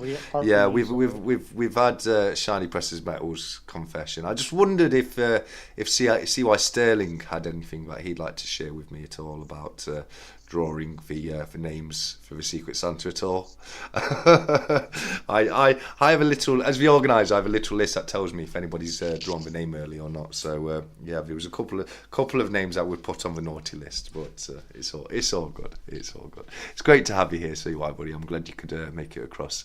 It's always a pleasure to have CY in the chat. He was another great co-host of the previous Saturday Stack Chat. Did you catch the one that I did with CY at all? I didn't yet. I have to there watch you go. It. But I got it from earlier this week. Very nice, CY. Thank you. There you go. I've got a little confession. I had to do a repair on my CY Sterling sticker, which is that one right there. I had to put a smaller sticker on it, because the sticker that was above fell down and it stuck itself to CY's sticker, and I really carefully tried to peel it off, but it took a little bit of a stick away with it, and I was absolutely gutted. But I thought if I put a little one on there to cover it up, it might make it look a little bit better. But yeah, no, I think that sorted it out okay. Cranky's asking CY if he knew the Earth is flat. We're not going to go too deep into that. I mean, on the Christmas special, okay, I'm much more happy to go on different tangents, but we will try and keep the usual Saturday stack chats to stacking in some way or another, at least, anyway. But it's definitely so see why I said, oh, I got an email saying I could draw a name. Yes, yeah, no, this is why it's absolutely fine, because the system did prompt people to pull names. Yeah, so don't worry about that. I kind of assumed that would be the case, that you'd have got an email and just follow the instructions. But it's caused no harm at all. See why? Don't you worry about it, mate. I'm just winding you up a little bit, buddy. Don't apologise, mate. I'm just winding you up a little bit there. It's absolutely fine. Space Miner says his channel round is a flat Earth map. Okay, so Space Miner, can I ask, do you believe if the world is round or flat? Which one do you leave into if your channel round is a flat Earth? It interests me. It interests me, and it's definitely one that should be looked into. I just so happen to believe that there's not that much reason for science to lie about the shape of the planet. It wouldn't make that much different to us, would it? You know what I mean? But yeah, very, very, very interesting. But back in the day, early explorers they thought they would fall off the edge of the map. Yeah. Way back in the early exploring ship days. Yeah, but also off the old maps, there was a saying where it hadn't been charted. Over there be dragons, sort of thing. Yes. Have you ever heard that term? Yeah. Here there be dragons. Here there be dragons. Yeah, and you used to have a lot of stuff like that depicted on maps, didn't you? Like sea monsters and stuff like that. Kraken. The Kraken, yeah, absolutely. Which is believed to have been a real. It's just they just believe that these sailors happen to see giant squids. And there's a lot of truth behind that. Like a lot of sea monsters, we think were based on oarfishes, because an oarfish, it looks like a sea monster drawn on an old map, where they're very long and snake-like, and they've got a huge crest coming out the top of their head.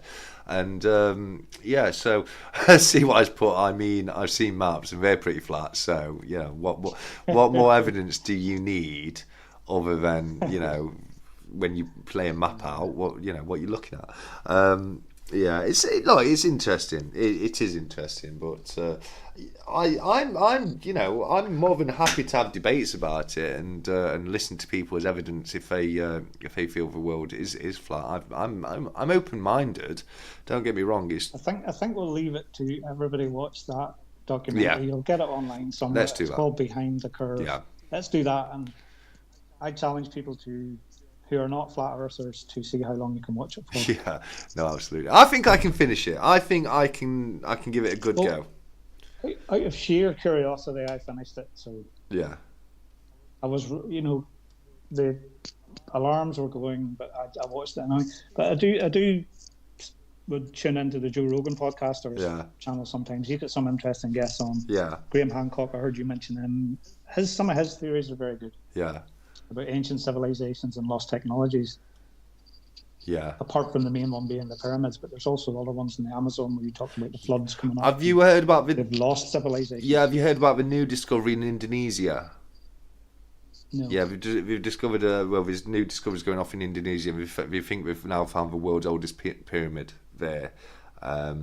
And there's so much interest into it. I mean, Space Miner's answered my question, Cleb. No, he's firmly convinced the Earth is not a globe, and I'd love to have a chat with you more about that at a later date, Space Miner, because I'm hugely interested in it. Our cameras can't see over hills. The Earth is carrying hills over. It's either bigger than they say, or plain. Yeah, I mean, there's a lot of stuff like that, like the camera's looking over the curvature, and yeah, I understand what you're saying there about it's either a bigger size or a different, or it's a plane, but I'm not gonna, I wouldn't be able to argue the corner for the globe Earth because I don't know enough about it, to be honest with you. You know what I mean? Like, I will be completely honest on that respect, but it's super cool to know that we've got people from both sides of the the argument in the chat. One thing I do celebrate is diversity in these kind of things, and we should definitely be questioning things. I'm fully there's behind that. another podcast I listened to a while ago, and still do sometimes. Skeptic's Guide to the Universe. Okay. So, do you remember MythBusters was on? I used to love MythBusters. Yeah. Brilliant show. So a couple of the guys spend a bit of time on that show, Skeptic's Guide. Yeah. But I would be more driven that side, fact and science, and Yeah, no, yeah, absolutely. But one thing what we were saying about earlier, because this is where it gets interesting, because, although I personally, I'm on the side that the Earth is a globe, I do fully accept what Space Mind is saying, and kind of what we were going into loosely, where mainstream science gets things wrong so many times, and mainstream science can be so against accepting change, and we're finding out all the time that we're discovering artifacts that predate by a long way what we thought were the earliest civilizations. So we're constantly having to question science, and that's what I mean. That's why I think it's always good to question these things, and that never look down on anyone for a different opinion, and strive together to try and get the truth, if you know what I mean. Yeah, but question everything. Yeah, definitely. Absolutely, 100%. Okay, anyway. I mean, I think you would be under a gullible tag if you didn't question anything. You would be. That's the thing. That's the thing. If you literally just accepted everything that was said to you by mainstream science or mainstream media, etc., that's a very gullible way to be. So you're absolutely right there, and I do. One thing, if nothing else, I really support people questioning how things are and looking into the truth of things and how they really are. But that being the case, I do think we've probably dipped enough toes into conspiracy corner this week. So let's try. We could start another channel on conspiracy theories. I really could. Don't tempt me because I might. But we're here for starting. I've seen you unboxing this, and I had to buy this. This was maybe not so much precious metal, but yeah, the Tutankhamun.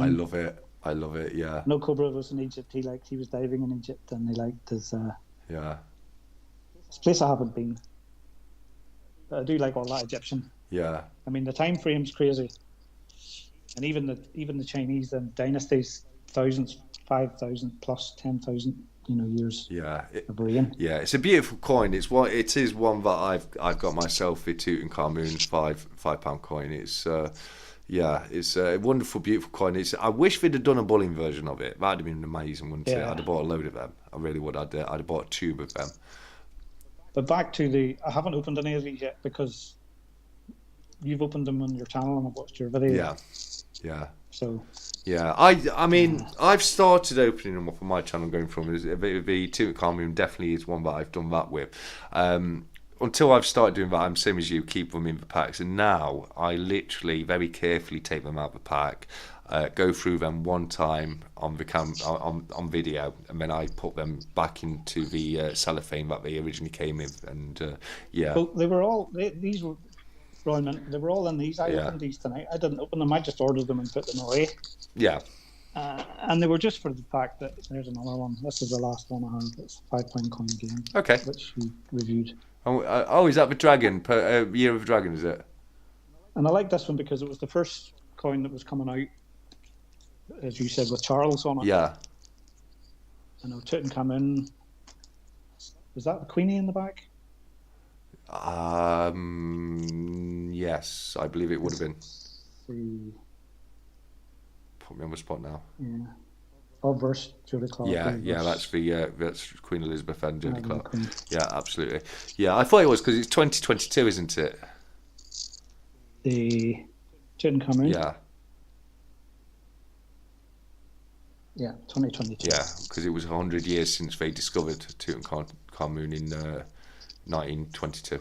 So yeah, great coin, a lot of history to that. Do you know the theory behind the red letter, the red envelope? Enlighten me. So in the Eastern tradition would be if somebody had a kid or a birthday, you would get money in a red envelope. Okay, yeah. and that's where the packaging came from that. That's cool. That's super cool. I never knew that that was a tradition for for things to be given like that. I've got a few of them. Yeah. I play golf. Sometimes I would be asked to caddy. I would do a bit of caddying. So most of my work, so to speak, would be over the summer. But I've had a couple of Chinese part of the world. Okay. Handing you a tip and a red envelope. Oh, that's cool. That's cool. Like as you tip for your caddy services. Yeah, it's meant to be for good luck. Yeah. Oh, that's really really interesting. As I say, I never knew that. So that's a really interesting thing to know about, mate. Thank you very much. And then you open it and go, the only luck I'll have with that is going to put it all in the lottery. Yeah, exactly. But keep the envelope because it's good luck. Definitely. Yeah. Definitely. I think we put money in the couple of envelopes we got and gave them to kids for the birthdays with money in it. Yeah. Returned their tradition, so to speak. Yeah, absolutely. So I know we touched on this briefly, but what can we expect in the near future from Shiny Precious Metals? What have you got anything in the pipeline that you're looking to produce in the next couple of weeks? Not in the next couple of weeks, no. I mean, it's a quiet time of the year for me now until the sort of spring of the year. Yeah. But I will be looking to purchase some more sovereigns. Okay. I have the 2012. I would like a 2017. Okay. Bullion, just bullion, and I would like the Memorial 2022 and the Platinum. Okay. What's the reason for 2017? I think it's because it's got the little. Is it not a special sovereign? It's got it's a different. It's got the Benedetto Pastrucci, George of the Dragon. Benedetto Pastrucci. Okay. But I think in the obverse it's got a little around the side of it. Okay. You'd have to look it up. Yeah, so new sovereigns would not be my forte. I'm not, so that's not something I was aware of. So that's very interesting, mate. I would definitely check that out for 2017. And I think there's a 2005 design with it's kind of like this one, but I can't remember who designed it. It wasn't the traditional. It was the George slaying the dragon. Yeah. So I think once I get them all passed, it'll be just bullion, best bullions, the gold ones. Okay, so weight stacking in gold, basically. And I think for liquidation purposes down the line, if you have a pile of sovereigns, you could go in to a jeweller's, which would be a sort of coin store, and you could liquidate one if you need it cash. Very, very liquid. Cobra's just popped in to say hello. He's on his night shift. I know that Cobra's having a very busy time of year at the moment. So thank you so much. Here we go, Cobra. Here we go. And we've both got it. So how about the first person to show their Cobra card on a live stream win something? I might actually get a look in on that one, although Shiny would probably still get it. Cobra, thank you so much for the auction last night. It was a lot of fun. It was a great laugh as always. So it's great to have you here. Very good. Yeah, absolutely. Cobra, are you still doing your auction, or have you just finished now? Yeah, absolutely. They're a mammoth event, aren't they? The Cobra auctions. They are great fun. Have you ever been lucky enough to win anything in a Cobra auction as of yet? Me, no, not yet. No. Can be. I was saying, Cobra, I very nearly pulled. I had the number typed in on that Geiger 1 gram Geiger bar. Yeah. And thought better of it because I was calculating how much Bitcoin I could buy. Yeah. I do DCA into Bitcoin and the S&P, but. Oh, hold on! Breaking news. We missed it. It was someone had to put their card next to a pint of milk, and they won. And I had no chance for that one, but I have no milk in at the moment. So we're busy doing this. Yeah, no. Pop-ups are coming up on my screen, but I'm just not touching them. So good man. Because I'm using my phone here for Skype. Yeah, no, absolutely. Absolutely, but a lot of fun. The little giveaways he does, aren't they? He tells people to take a photo doing something random with card, and the first person to get the photo up wins normally a very nice piece of silver, isn't it? Yeah, I mean we chatted about this at the start. I think one of the last ones was by a tap. You never seen a guy move as quick in your life to get to a tap. Yeah, and I was literally at one washing my pots, and I still couldn't win it. So yeah. I don't know how Bazooka got in before. Well, there we go. But they are fun. They're good. I enjoy them. Lot of fun. You've got to be quick on your toes to get in there, but they are a lot of fun, absolutely. And I don't keep a lot of notifications on, but I do keep that notification on, and I do carry my card around everywhere, Cobra. So there you go. That's brilliant. Yeah, no, absolutely. You've got to have that card, not only on you, but somewhere where you can just grab it quickly, haven't you? You know what I mean? It's got to the stage at the minute. I'm like, you do your check and you leave the house, keys, phone, Cobra card. yeah, absolutely. That's the thing. It's coming up. I think we're going to do the duck race about 9 o'clock, just to let people know. So, as I say, it's just a fun little giveaway this week. It's the 1965 Churchill Crown, which we'll find a winner for in the duck race. But as I say, with giveaway wise, we are going to have some cool giveaways coming up towards the end of the year around the Christmas time. So definitely keep an eye out for those. So we'll get that sorted. It's a bit of fun more than anything else, aren't we? These duck races. Yeah, they're good. I enjoy them. I think the first one I seen, APN might have done it. That's the first time I saw one. Yeah, absolutely. Yeah. I'm not sure if he's seen one before that, or if it's something he came across himself. But and Cobra done one with the 2 dice. I love his content. And I know Stephen's a bit better because his name wasn't on the dice. But when I was picking Stack Collector number 2, and somebody beat me to it. And I commented, "He took my number." Oh no! So close yet so far. But thank you for picking me anyway. That's very nice of you, mate. Yeah, and those dice. But I had to go Stack Collector number 3 because somebody took 2. But and then just pipped out because it's that's so unfortunate, mate. It's a lot of fun. I love the dice he's had made by Backyard Bullying. They're absolutely gorgeous, solid silver dice. And as a tabletop gamer, they are just so up my street. They are. And the dice he was using on the auction, was that from Dungeons and Dragons? Was that? How many sides was on it, or a few surfaces? 20-sided dice. For the jackpot? Yeah, 20-sided dice. Yeah. I've got a few of those myself. None of them made of solid silver, though. I've got. Do you want to? I've got all kinds of dice, Shiny mate. I've got 2-sided dice. I've got 4-sided dice, 8-sided dice, 12-sided dice, 10-sided dice, 100-sided dice. It's there's a lot of different kind of dice you can get out there.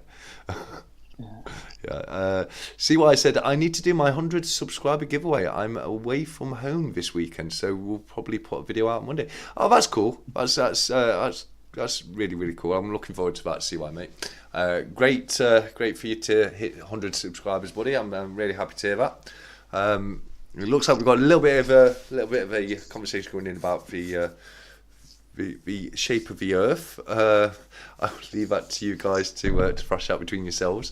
It was a fun conversation.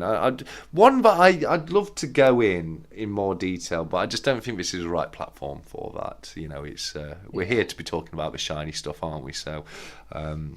As I say, 10 more minutes and we'll have a fun little duck race and find a new home for the Churchill Crown. So before those 10 minutes, have you got anything else you'd like to ask me, or anything you'd like to discuss at all, buddy?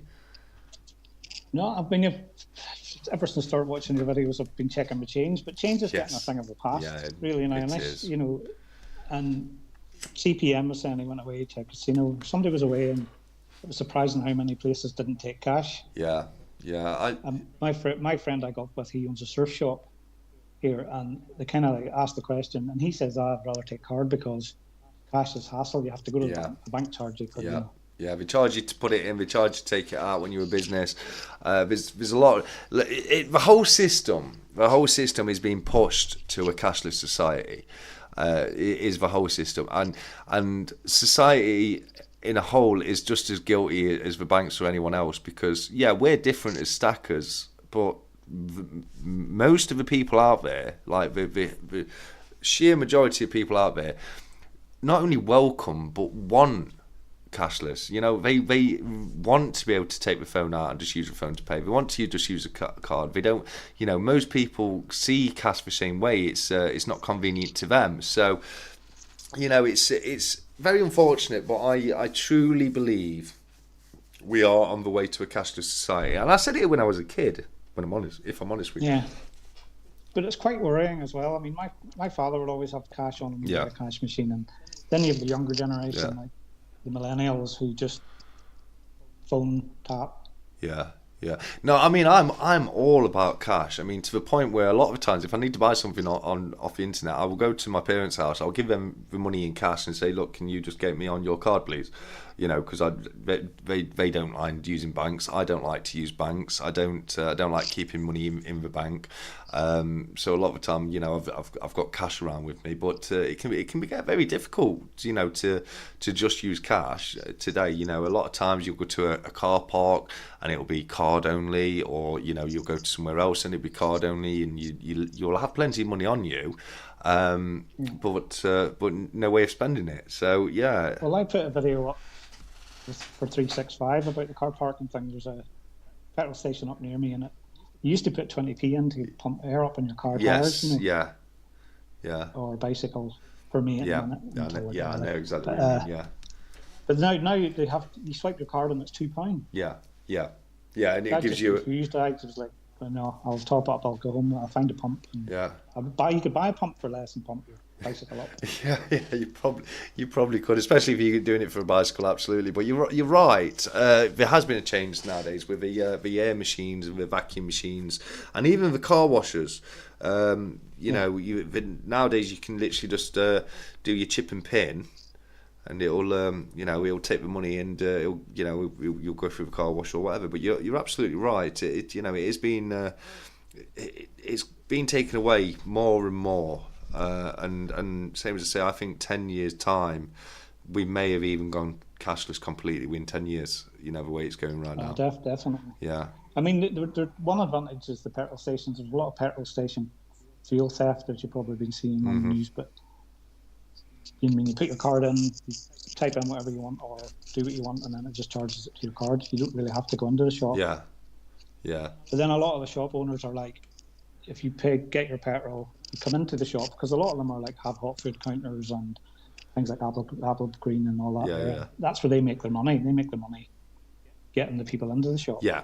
No, absolutely. Well, you know, you were always going to pay a lot more station, aren't you? Petrol station prices, etc. There's a petrol station here. It's like a coastal town. It's a lot of caravan parks, and there's one that's close to all the caravan park users would walk up to the petrol station. The guy who owned it, Barry, we used to call him Barry Balaclava. Okay, yeah. Because it was extortionate. Yeah. He was the sort of guy that would have split a multi-pack and sold it separately, that kind of way. Yeah. Absolutely. You know, you look down, it says not to be sold individually. Absolutely. But yeah, no. Look, I mean, this is my stance on it, where I would never try and start. Like I don't even want to try and stop CBDCs, because on their own, they're not a bad thing. Well, that doesn't quite come out right, because on their own they are a bad thing. But if they're running alongside cash, then as long as you've still got the option to pay by cash, it can be very handy to sometimes just use your card to pay at the car wash and not have to go into this petrol station to get a ticket to pump the number into the machine. So sometimes it can be a lot handier to pay by card or phone or whatever. But I just worry that if we go cashless, there's going to be a lot of ramifications to that, and it could be one of those things where the change happens. We've stuck ourselves in a situation where there's no going back, and things have just changed. Especially for coin hunters and coin collectors. Yeah. But at the same time, I was in the shop today, and I've been in the shops, and I've got cash, I've got change in a note. Stick your note in that slot and throw your cash into that hole. Yeah. The cashiers don't even have to touch the money anymore. Yeah, no, they don't like it. They really do encourage people to use self-services, don't they? Yeah, I mean, you're standing looking at the girl, and it's like £9.50, and you're like, there's a 10, slide it in there, Yeah. No till as such. I suppose that's maybe for nobody can rob them, but yeah. But here's another question, the more sort of on the crypto side or decentralized. So how, if I have cash and it all has to come through your bank. So I have to take money out of I do the bank transfer to my crypto exchange. Mm-hmm.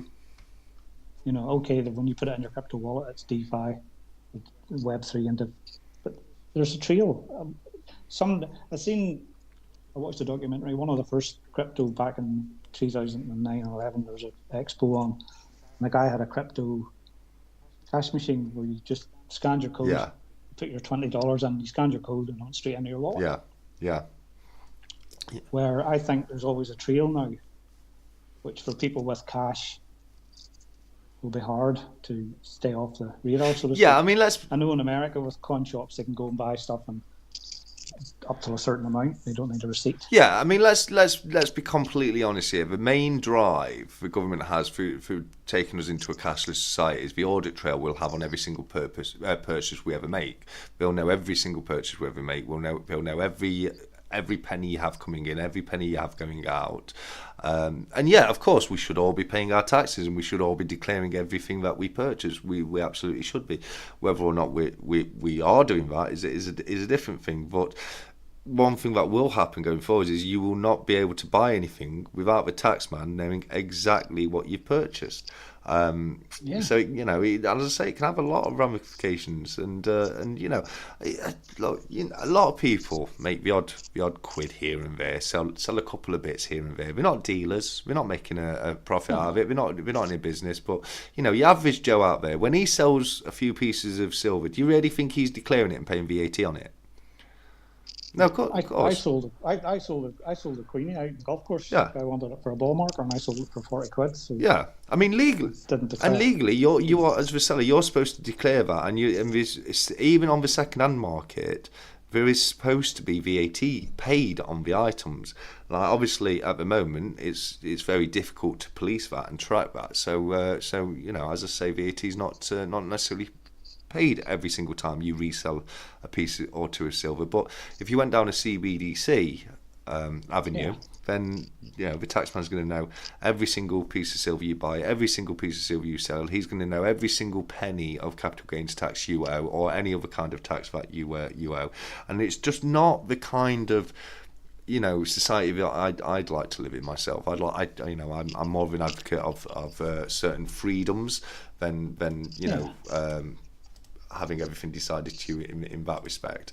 But it's 20:59, so we're 1 minute away. So if anybody would like, and as I say, it's just a bit of fun. They're lovely little coins. I mean, I love this coin. I think it's a wonderful coin. It's got a very iconic figure on it of Winston Churchill. But if you would like to, I've just nearly got. Here we go. If you would like to enter into the duck race to win this, we're going to have to assign numbers to everybody. So what I would like to do, in honour of Darth Stacker, is for everybody just to pop down the word dog on the in the comments. So yeah, if you can pop the word dog on the comments, that would be great. No, I mean it's on VAT goods, bruv. If it's sale of goods, mate. It should be VAT sold on anything that's any silver that's bought and sold. But yeah, no, genuinely, mate. If you look on the gov website.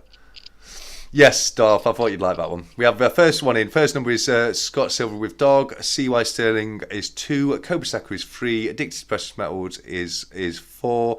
Cranky Stacker is saying good luck all. And Darth is in 5. So if anybody else interested in winning this Churchill commemorative card, definitely let me know by just popping the word dog into the comments. I'll double check that, Cobra, because it was my understanding that when it came to sale of goods that it was still applicable. But I will double check that, mate. And if I've misspoken there, I will definitely let everybody know. But thank you for letting me know that, mate. Got a few more come in. We've got 365 Days of Silver and Space Minus. So yeah, definitely let me know if there's anybody else very quickly who would like to get in there. But I think that's probably about everybody. Would you like to have a crack in it, Shiny Precious Metals, mate? You feel free to enter dog if you like. Cool. Yeah, are you going to give me a number? Yeah. I'll number. 365 says Puffin. Yeah, okay, so we've got 1, 2, 3, 4, 5, 6, 7. So you can be number 8. I accept what you're saying there, Cobra. I'll definitely look into that. So Cobra said it's only if you sell over £85,000 a year you have to pay VAT on sales. So I may well have misspoken there. So I do apologise to everybody. But anyway, yes, as I say, the duck race. So you are number 8. Scott Silver number 1, CY Sterling number 2, Cobra Stacker number 3, Addicted to Precious Metals number 4, Darth Stacker number 5, 365 number 6, Space Miner number 7, and you are number 8. I mean the main point of what I was saying, Cobra, is CBDs are bad. But yeah, I accept I may have been wrong there, so I apologise if I was. But yes, so that's the 8 ducks. So we'll go over to the duck race. Here we go. Excellent. So we've got 8 ducks. And how long should we do it for, Shiny mate? 2 minutes. Wow, that's we've only ever done 45 minutes before in the past. But if you want to do sorry, 45 seconds. But if you want to do 2 minutes, we can do 2 minutes. You sure? Okay, we'll go 45. Let's have a look what we've got today. So your chef duck, we're going to go through everyone's duck today. So number 1, you've got plain duck. Number 2 is also strawberry duck for number 2. Number 3 is Superman duck. We have another plain duck for number 4. We have polka dot duck for number 5, alien mascara duck for number 6, and scene red duck for number 7, with chef duck at number 8. So with that being the case, without any further delay, let's get it started. Let's find out. Get things cooking, chef. And it's not a bad start for Chef Duck. Cook Duck. Let's go with Cook Duck. So Cook Duck is coming down into the lead along with Plain Duck number 1. But Plain Duck number 1 is taking it. But is this a little bit too early? Because normally what we find is if you take the lead too early, you will fall back towards the second half of the race. And we are seeing a little bit of that right now with Polka Dot Duck number 5 coming through. But here we go. They are tiring out a little bit now. Number 1 is falling all the way back to the back of the pack. Superman Duck and Alien Mascara Duck looking a little bit frisky. Number 5, the Pokemon Duck, still has a little bit of something left in the tank. Number 2 Duck, Strawberry Duck, is coming strong, and it looks like it is going to be a Strawberry Duck to the win. There you go. Right, there we go. Like, you be quiet now. How do I shut this duck up? Be quiet, duck. Go away. I don't know. There we go. There we go. Well, that was a lot of fun. Who did we have at number 2? Number 2 was CY Sterling. Well done, CY, mate. That's awesome. Hold on. We've got Stock Silver saying... yeah, okay. Yeah, CY number 2. It wasn't... Yeah, it was Strawberry Duck number 2, wasn't it? So, yeah. Unlucky future invasions just come in. Alien Duck to the win. Yeah, no, well done everyone who took part there. That was a lot of fun. I do love the duck races there. So CY, I've got your address, mate. I will get that popped in the post for you, and yeah, we'll get that out to you as soon as possible. But yeah, no, a lot of fun there, mate. A lot of fun. So do love a duck race. Yeah, you've got to love a duck race. So yeah, well done. Kind of like the amusement arcades when you were a kid, or even at the minute, you put your money. Yeah. All the little horses would. Yeah. Those little derbies. Yeah, you could put. You'd pick a horse. You put your money in, pick a horse, and yeah, it would be exactly the same, wouldn't it? They'd go along the same way, and you'd wait to see if you were a winner on it. But yeah, no, well done on that. So yeah, that was a lot of fun. Here we go. Anyway, back to the chat. So we have said beforehand that we're looking to wrap this one up around 9:30ish, aren't we, tonight? Because you've got a couple of commitments to take for a walk a little later. Is that correct? Perfect. Yeah, even 10 o'clock-ish. Yeah. Yeah. So we're coming to the end-ish of it. So if anyone does have any questions that they would like to ask, then definitely do so now. And yeah, we'll try and get those in as soon as possible. 365's got to go to bed because he's up at 2 o'clock in the morning, and I absolutely can't fault you. That would not be enough sleep for me. So you get some good rest, 365. Thank you so much for joining us in the chat tonight, mate. It's been wonderful to have you here, mate, and you take care.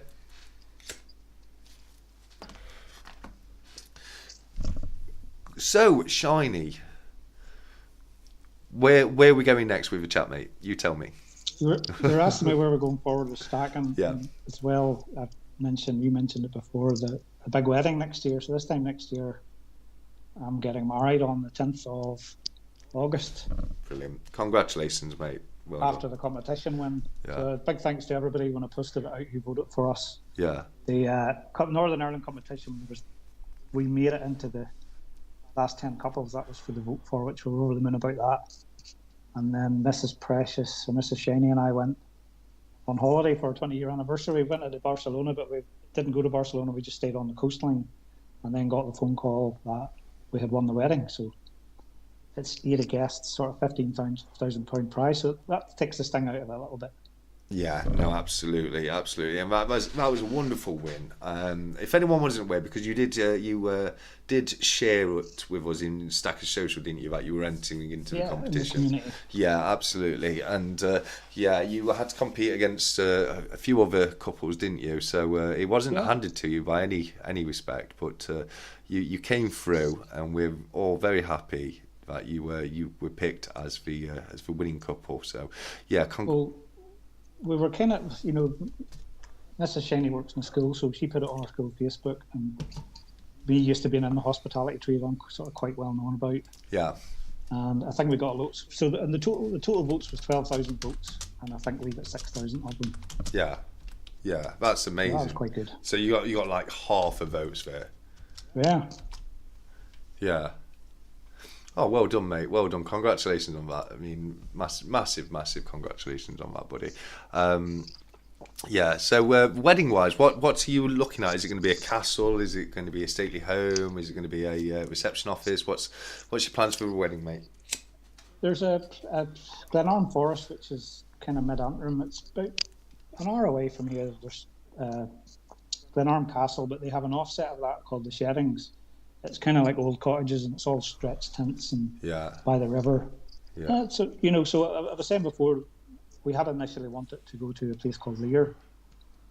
Yeah. Just beside us, which is we're on the coast, but it's on the river, seafood joint, and we had spoke to them, but unbeknown to us, Mrs. Shaney had interested into the competition, so we had they said, we'll love to do your wedding and things like that, and we planned the bride come up the river in a boat, friend has a boat. But we had to go back 3-4 days later and say, look, we're in the last 10 of this competition. So our heart was at one place, but I mean, you don't look a gift horse in the mouth. So yeah, it's in a nice venue. Yeah, that's cool. Indoor, and August should be a good time of year. I hope it doesn't rain. Yeah, no, that's absolutely. We've had a few questions in the chat. One from Cobra Stacker. We actually covered this earlier on in the chat, Cobra, before you popped in, mate. You let us know, didn't you, Shiny, about the coin shops? It's kind of the same where you are. You've got a few antique shops that's got some coins in there, but not a lot of them. That is there. There's no dedicated coin store. Yeah, no. Unfortunately, we need more in the UK. We do need more coin shops here in the UK. We've got some congratulations coming through for you winning the wedding competition, which, of course, congrats, mate. And we're all really happy to hear that you won that one. Scott Silver has asked, I don't think you did actually cover this. Is there any meaning behind the oyster catcher tattoo that you've got there? It's just I see them on the golf course all the time, and I think this arm, I don't really have any meaning or significance. I suppose this arm's all look at Celtic art. Yeah. And this arm would be more fuchsias. So you're into nature. I see that all the time. That around August they come out around our part of the world. It's called a 5-spotted Burnet moth. Okay, that's cool. And I've got snowdrops and buttercups, and of course there's actually, I see a lot of pheasants on the golf course. And some pheasants or something in here. But yeah, that'd be cool. So it's more just nature inspired. You're more of a fan of nature, and that's love nature. Yeah. Okay. Cool. But I do love. I think oyster catcher is my favourite bird. Okay. So yeah. Because you see a bunch of them and they sound like a dog squeaking toy. You a flock of them. That's absolutely cool. Yeah. And it's no problem at all, Cobra, mate. I think it was Stephen early, wasn't it, who asked how easy it was for you to get this stuff over where you are. But with you being in Northern Ireland, it's kind of just the same as it is for here in the UK. It probably would be different for people south of the border. Probably. I mean, Northern Ireland's UK, so that's all the same. British Postal Service, and no, I absolutely. mean, these guys have sent me stuff, as you can see here, and I would order from other places in the UK. Yeah. Do you find that it costs you any more in postage or anything like that? No, not really. There's some sites like that, for instance, and Silver Trader, they do free postage. Yeah. Okay, that's cool. I mean, that would be different if I was in the south of Ireland, officially then be in the EU. Yeah. Brexit changed a lot of things. Yeah, no, absolutely. Didn't it just and what a mess that was for the way that was handled. Oh, mess. Yeah, huge. So I might get 2 passports. So I mean, I was eligible for an Irish passport because my mother was from the south. But when you're coming home from holiday and you're tired and you used to take the EU route. Yeah. Now it's the British passport route where you have to queue, but that's only another inconvenience. Yeah, no, absolutely. No, that's No, you've come with some very interesting topics tonight, Shani. I love it. Like from meeting the Queen to the Giant's Causeway. It's been wonderfully interesting. Yeah, Giant's Causeway is lovely. I love it, and it's really, really nice seeing it. I mean, when I'm playing golf on the courses, you can see the sea, and it's nice seeing the angry Giant's Causeway. Yeah. And it's also nice on a summer day. I mean, I walk the dogs around it quite a lot. Yeah. Scott Sills just let us know that he's... it looks like Space Mine is off, so I just want to say thanks so much for popping by, Space Mine. It's always awesome to have you here. Well, Scott said he sees some red squirrels on his course, but he doesn't see many birds. But that's super cool, isn't it, to actually get to see red squirrels, because if anyone from overseas wasn't aware, they're really, really endangered over here in the UK. We don't have many red squirrels at all left. No, the greys they've taken over. Yeah, absolutely. The larger, more, slightly better grey squirrel has really dwindled the numbers of the native red squirrel over here. I think there's a small colony around Merseyside of red squirrels, and there's up Scotland, up north. There's a few patches where we do still have some red squirrels, but as I say, it's they're definitely a lot rarer than they once were. Maybe see them more around woodland. I mean, I was coming up about a year ago, and a little grey ran across the street in front of me and in a neighbour's garden. Yeah. But I have a telescope, which I like looking at the moon when it's a full moon. Oh, that's cool. But I also peek wildlife at the back on the fields and the golf course, and I'll see rabbits quite a lot. And on the course I play, there's a couple of foxes, but they're nocturnal. You kind of only see the evidence of them the next day when a seagull has been absolutely stripped. Yeah. There's also birds of prey, falcons, red tails, and peregrine falcons. Yeah, I've got some because I live right next to a park, and so I've got loads of grey squirrels. I see loads of them all the time. One, not long after I moved in, it was so cool. I looked out the window and I was across the other side of the street. They had a garage with an apex roof, and there was just this little grey squirrel on the apex of the roof with one arm and one leg on each side, dangling down, just laying there, looking like he was sunbathing.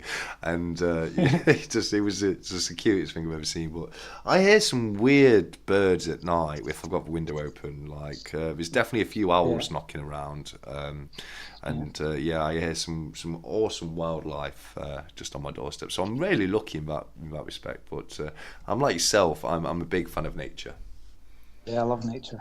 Yeah, absolutely. So does that come through much in your choice of coins? Are you a big fan of things like the Australian swans and the kookaburras, that kind of thing? I know you showed us one earlier, didn't you? I think this year, obviously, I was just getting my 2023 stack built up, but when I'd seen, there's a koala. Yeah. That's 23 koala, the Krugerrand, the deer. Yeah, it's a cool coin. Kookaburra. Which one's that, buddy? 2023, is it? 2023 Kookaburra, yeah. So basically all coins this year. I do love this Libertad. Yeah, the Libertad, yeah, absolutely. Yeah, I want to get some more of the early ones. The thicker, smaller, thicker ones. Yeah. We have two Eagles. That's when they changed. In 2021, they went from the Type 1 to the Type 2. Yeah, yeah. So kind of like our 2023, same year, you have Queen Elizabeth and Charles in the same coin. Yeah, yeah. So it's nice to have that, like the Charles and the Elizabeth. Yeah, the Type 1 and the Type 2 of the same year, that's good. And you're right. I mean, it is super cool when you get the two... the two monarchs' effigies, etc., on the same year coin. I mean, what was it? Was it 1936? Wasn't it? That was the year of three kings, where we had three kings' effigies on within 1 year, because we had Edward VII. He's the one that advocated, isn't he? No, that was Edward the. It was George V. Edward VIII, and then George VI as well, all in the same year. And it's Edward VIII that is the one that advocated. Edward VII was the one that was before George VI. That was my mistake there. Yeah, the Edward VIII effigy in a coin, or even the sovereigns are rare. I think very rare. They meant it so many of them, and they didn't release them. They got super far down the production line, so to the point where there's still some of them knocking about. They are super rare and generally tend to be worth a lot of money, but they didn't really make it into I think a few of them got into circulation, but they never got released into circulation like they should have been. But they definitely had them all made up, and they were at least ready to get them all into circulation at the point when he advocated. Yeah. Well, that's so cool though, isn't it? How you can have like 1 year coin and it have three different monarchs on it. Yeah, and that's what I like. And I know your date runs are the kookaburras and swans and stuff that a lot of guys are collecting. Yeah. But I do like the change of coin was the same year. Yeah, that is super cool. So the two Britannias is the Charles and both Britannias. Yeah, I don't have many standard Britannias myself. I've got a couple of. I think I've got a couple of Queen Elizabeth II 2023s, and I've got the crowned King Charles from the coronation, and they're the only actual Britannias I've got. So I've got the cipher. But I mean the actual Britannia effigy that's the Britannia with the crown. Yeah, but I've got that. Because there'll be no going forward. There'll be no crown. No, I think that was just because of the coronation year. Yeah, absolutely. It's a deep tradition in British coinage that the male monarch doesn't wear crowns on their portraits, and nor does the female monarch.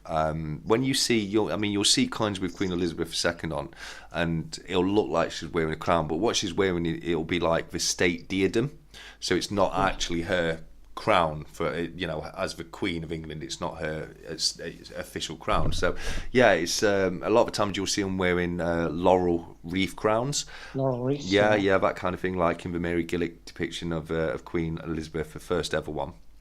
And same to say, you'll see them in things like tiaras or diadems. But in and even the Victoria sovereigns, the young Victoria and the veiled. Yeah. The sovereigns is a different. One of the guys I would follow quite a bit is Sovereign Soros. Oh yes, yeah, absolutely. I love his videos. Yeah. If you need to know anything about sovereigns, that's the guy you go to. Yeah, that's where you go if you need to know anything. That's most of my knowledge from sovereigns come from his channel. Yeah, I can absolutely understand that. Yeah, and you're right. Yeah, the Queen Victoria she had 3 depictions on a coinage, because one of her depictions, the young head, I believe is still to this day, it's the longest ever running depiction of a monarch. I believe that single effigy ran for like 50 years before they changed it. Like that. Yeah, because she had the young head. It was the bun head. It was just it was a young Victoria on her own with her hair tied up back into a bun. There was no crown or tiara or anything on her head. And then in the Jubilee, we got the veiled head, didn't we? Where she's wearing like it looks like a tiny little crown, but it's a veil that she's wearing for the Golden Jubilee that she had in 1887. And then on the third one is the old head, also known as the widowed head. And she has a veil on that one as well, doesn't she? Drooped down, but it's not as quite as produced as the one before, and she looks quite larger on that one. But I love all the different effigies on the coins, and all the different kings and queens we've had in the past, and getting all the all the old sovereigns or crowns. Have you watched the TV show on Netflix, The Crown? No, I haven't. No, not myself. No. Not quite good. I mean, it goes way back. The early seasons are way back, and then it's up to date now with the new season with Charles and Lady Di and Camilla. Yeah. Okay. It's obviously elaborated a little bit, but I mean, it's just a general broad span. I mean, the history of the UK is quite interesting. Yeah, the UK is steeped in a lot of history going back centuries. It really is. I mean, just as is mainland Europe.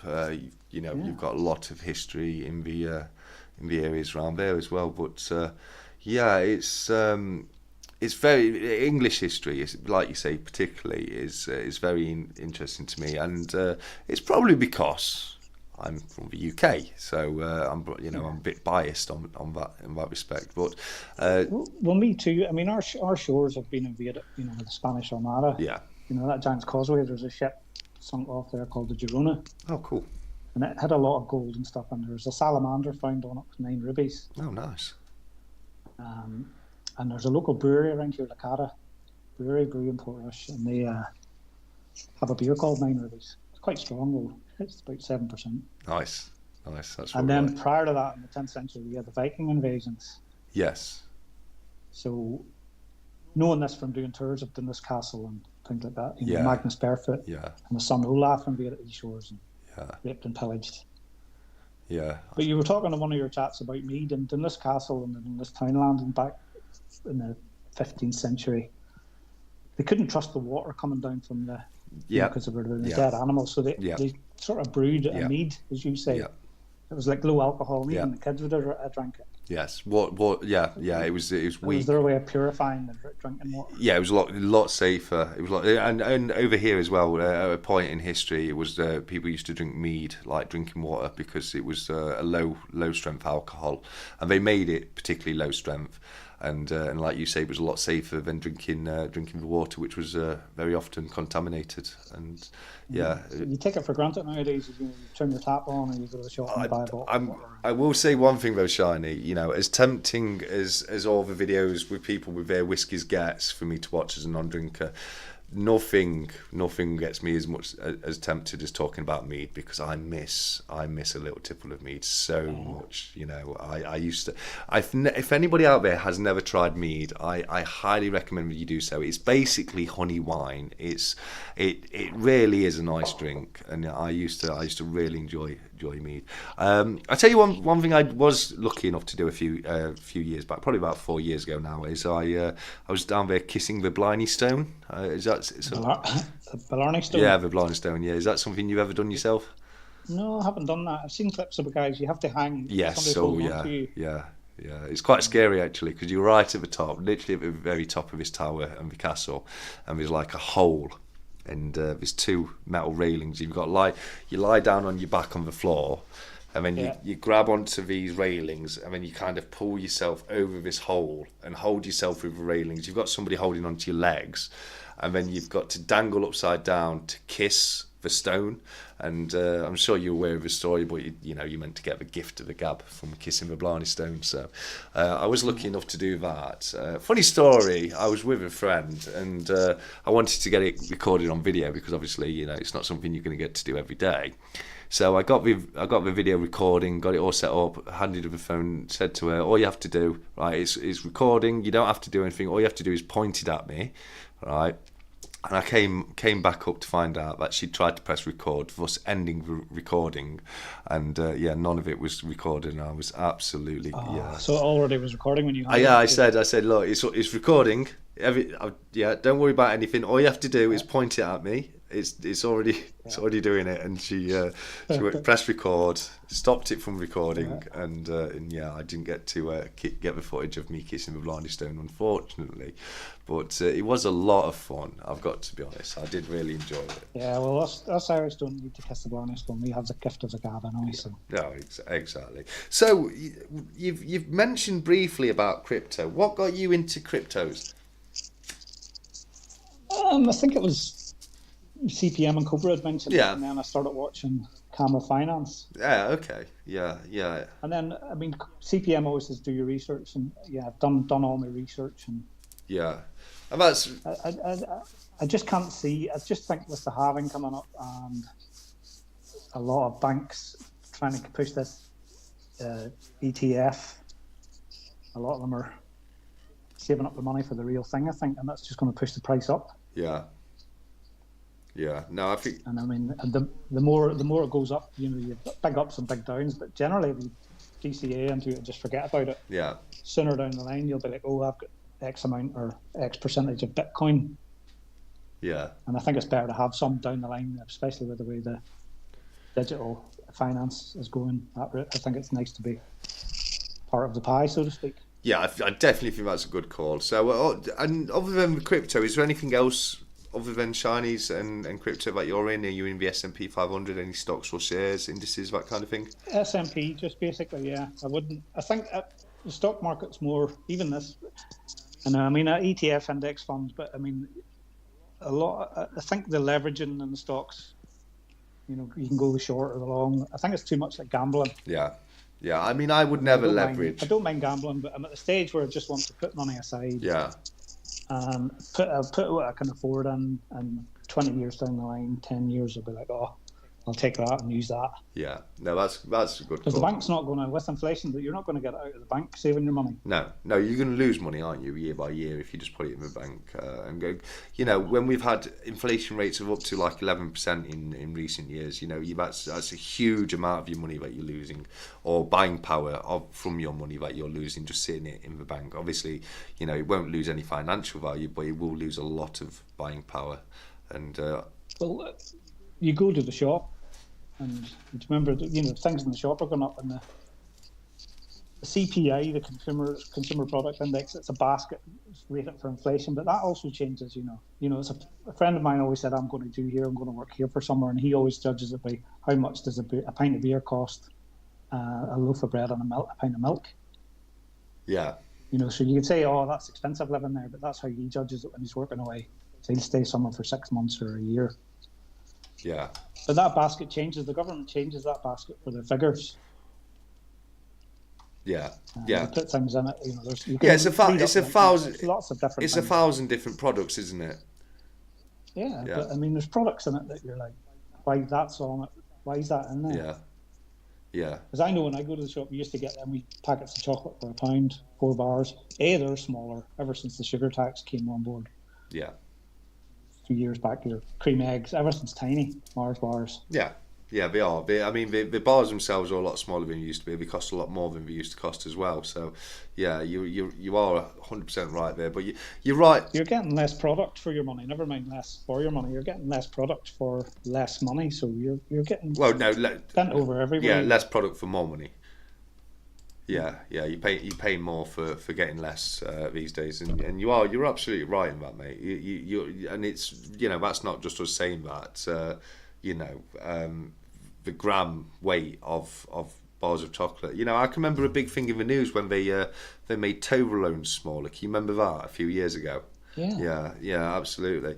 But it's, you know, it's right. You know, with what you buying power now compared to what it was, you know, it's.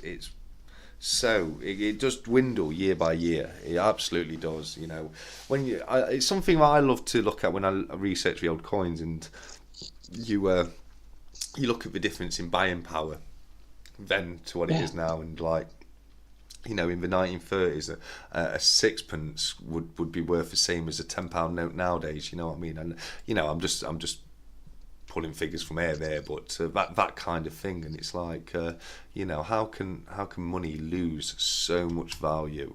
Why isn't money becoming more and more valuable? And the bare knuckles of it is it's just greed, isn't it? It's just people with at the top raising money, making more money for themselves, and it's just the whole system. Go on, mate. Sometimes I would go onto the inflation calculator there. Some websites do it. You put in, say, your date of birth, or your first time you got your first paycheck, what would be worth, and stuff. It's quite interesting. Yeah. But the banks run all that. The government with the banks, and I just think the crypto space with the DeFi. I mean, I think it was maybe somebody said it might have been Caramel or one of the Rel Paul or crypto guys were like, the crypto world compared to the banks is like a nunnery. It's all legit. Yeah. It's transparent. Yeah. I mean, that's absolutely true.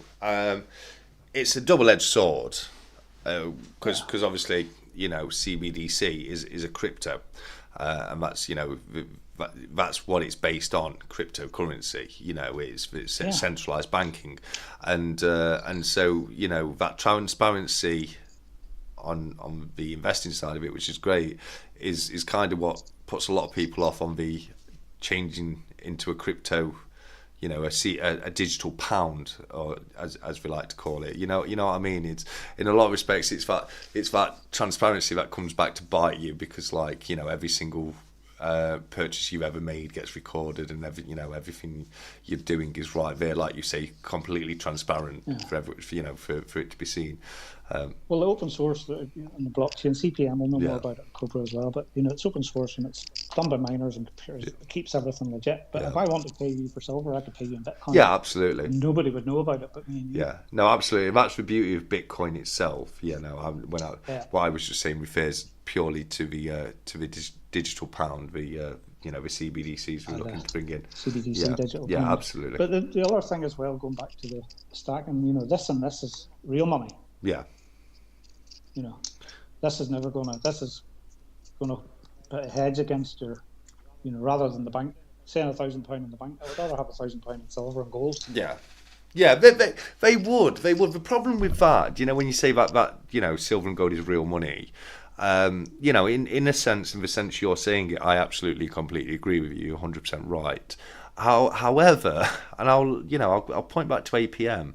And he was doing it as a jovial video, but he does highlight something actually, what I think is a little bit more serious.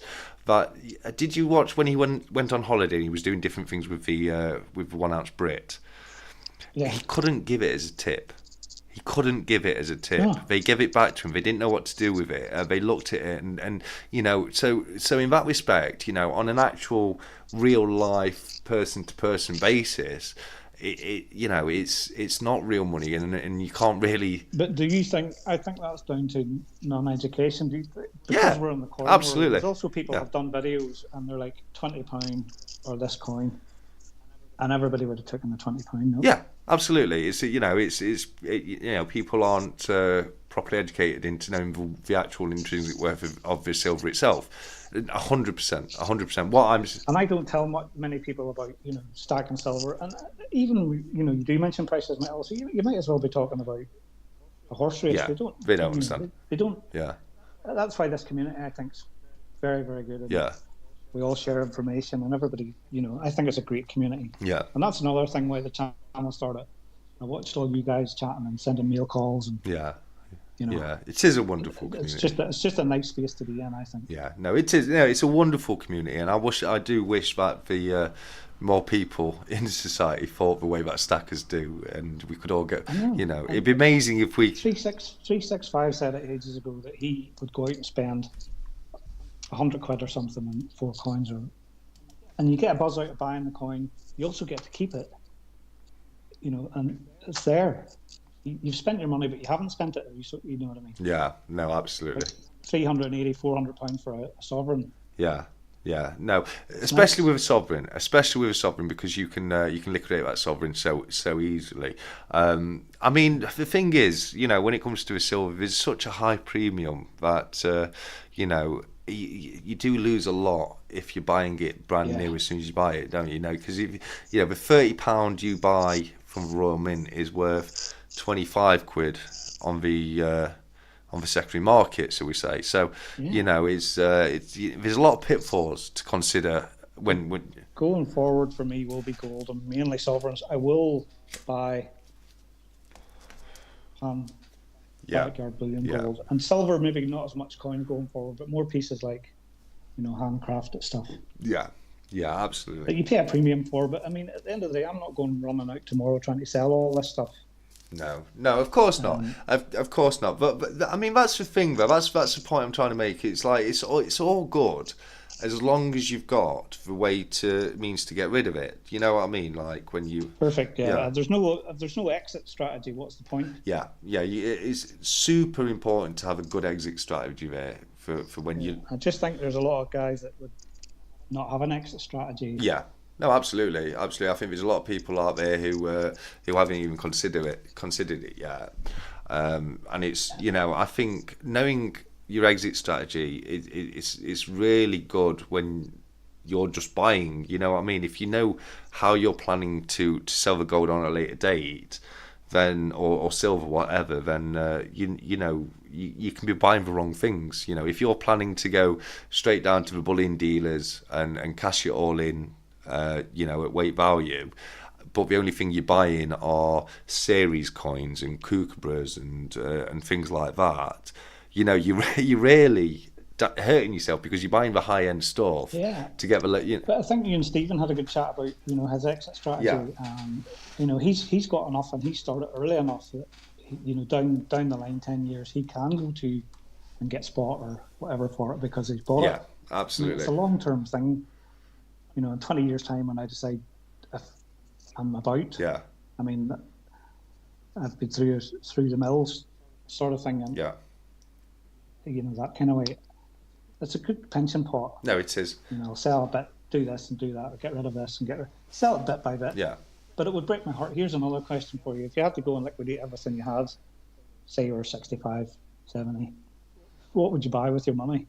Buy more coins. I'd buy back what I've just sold. I'd buy it back 100%. No, I'm not in it. I've said it from the start. I'm not in it to sell.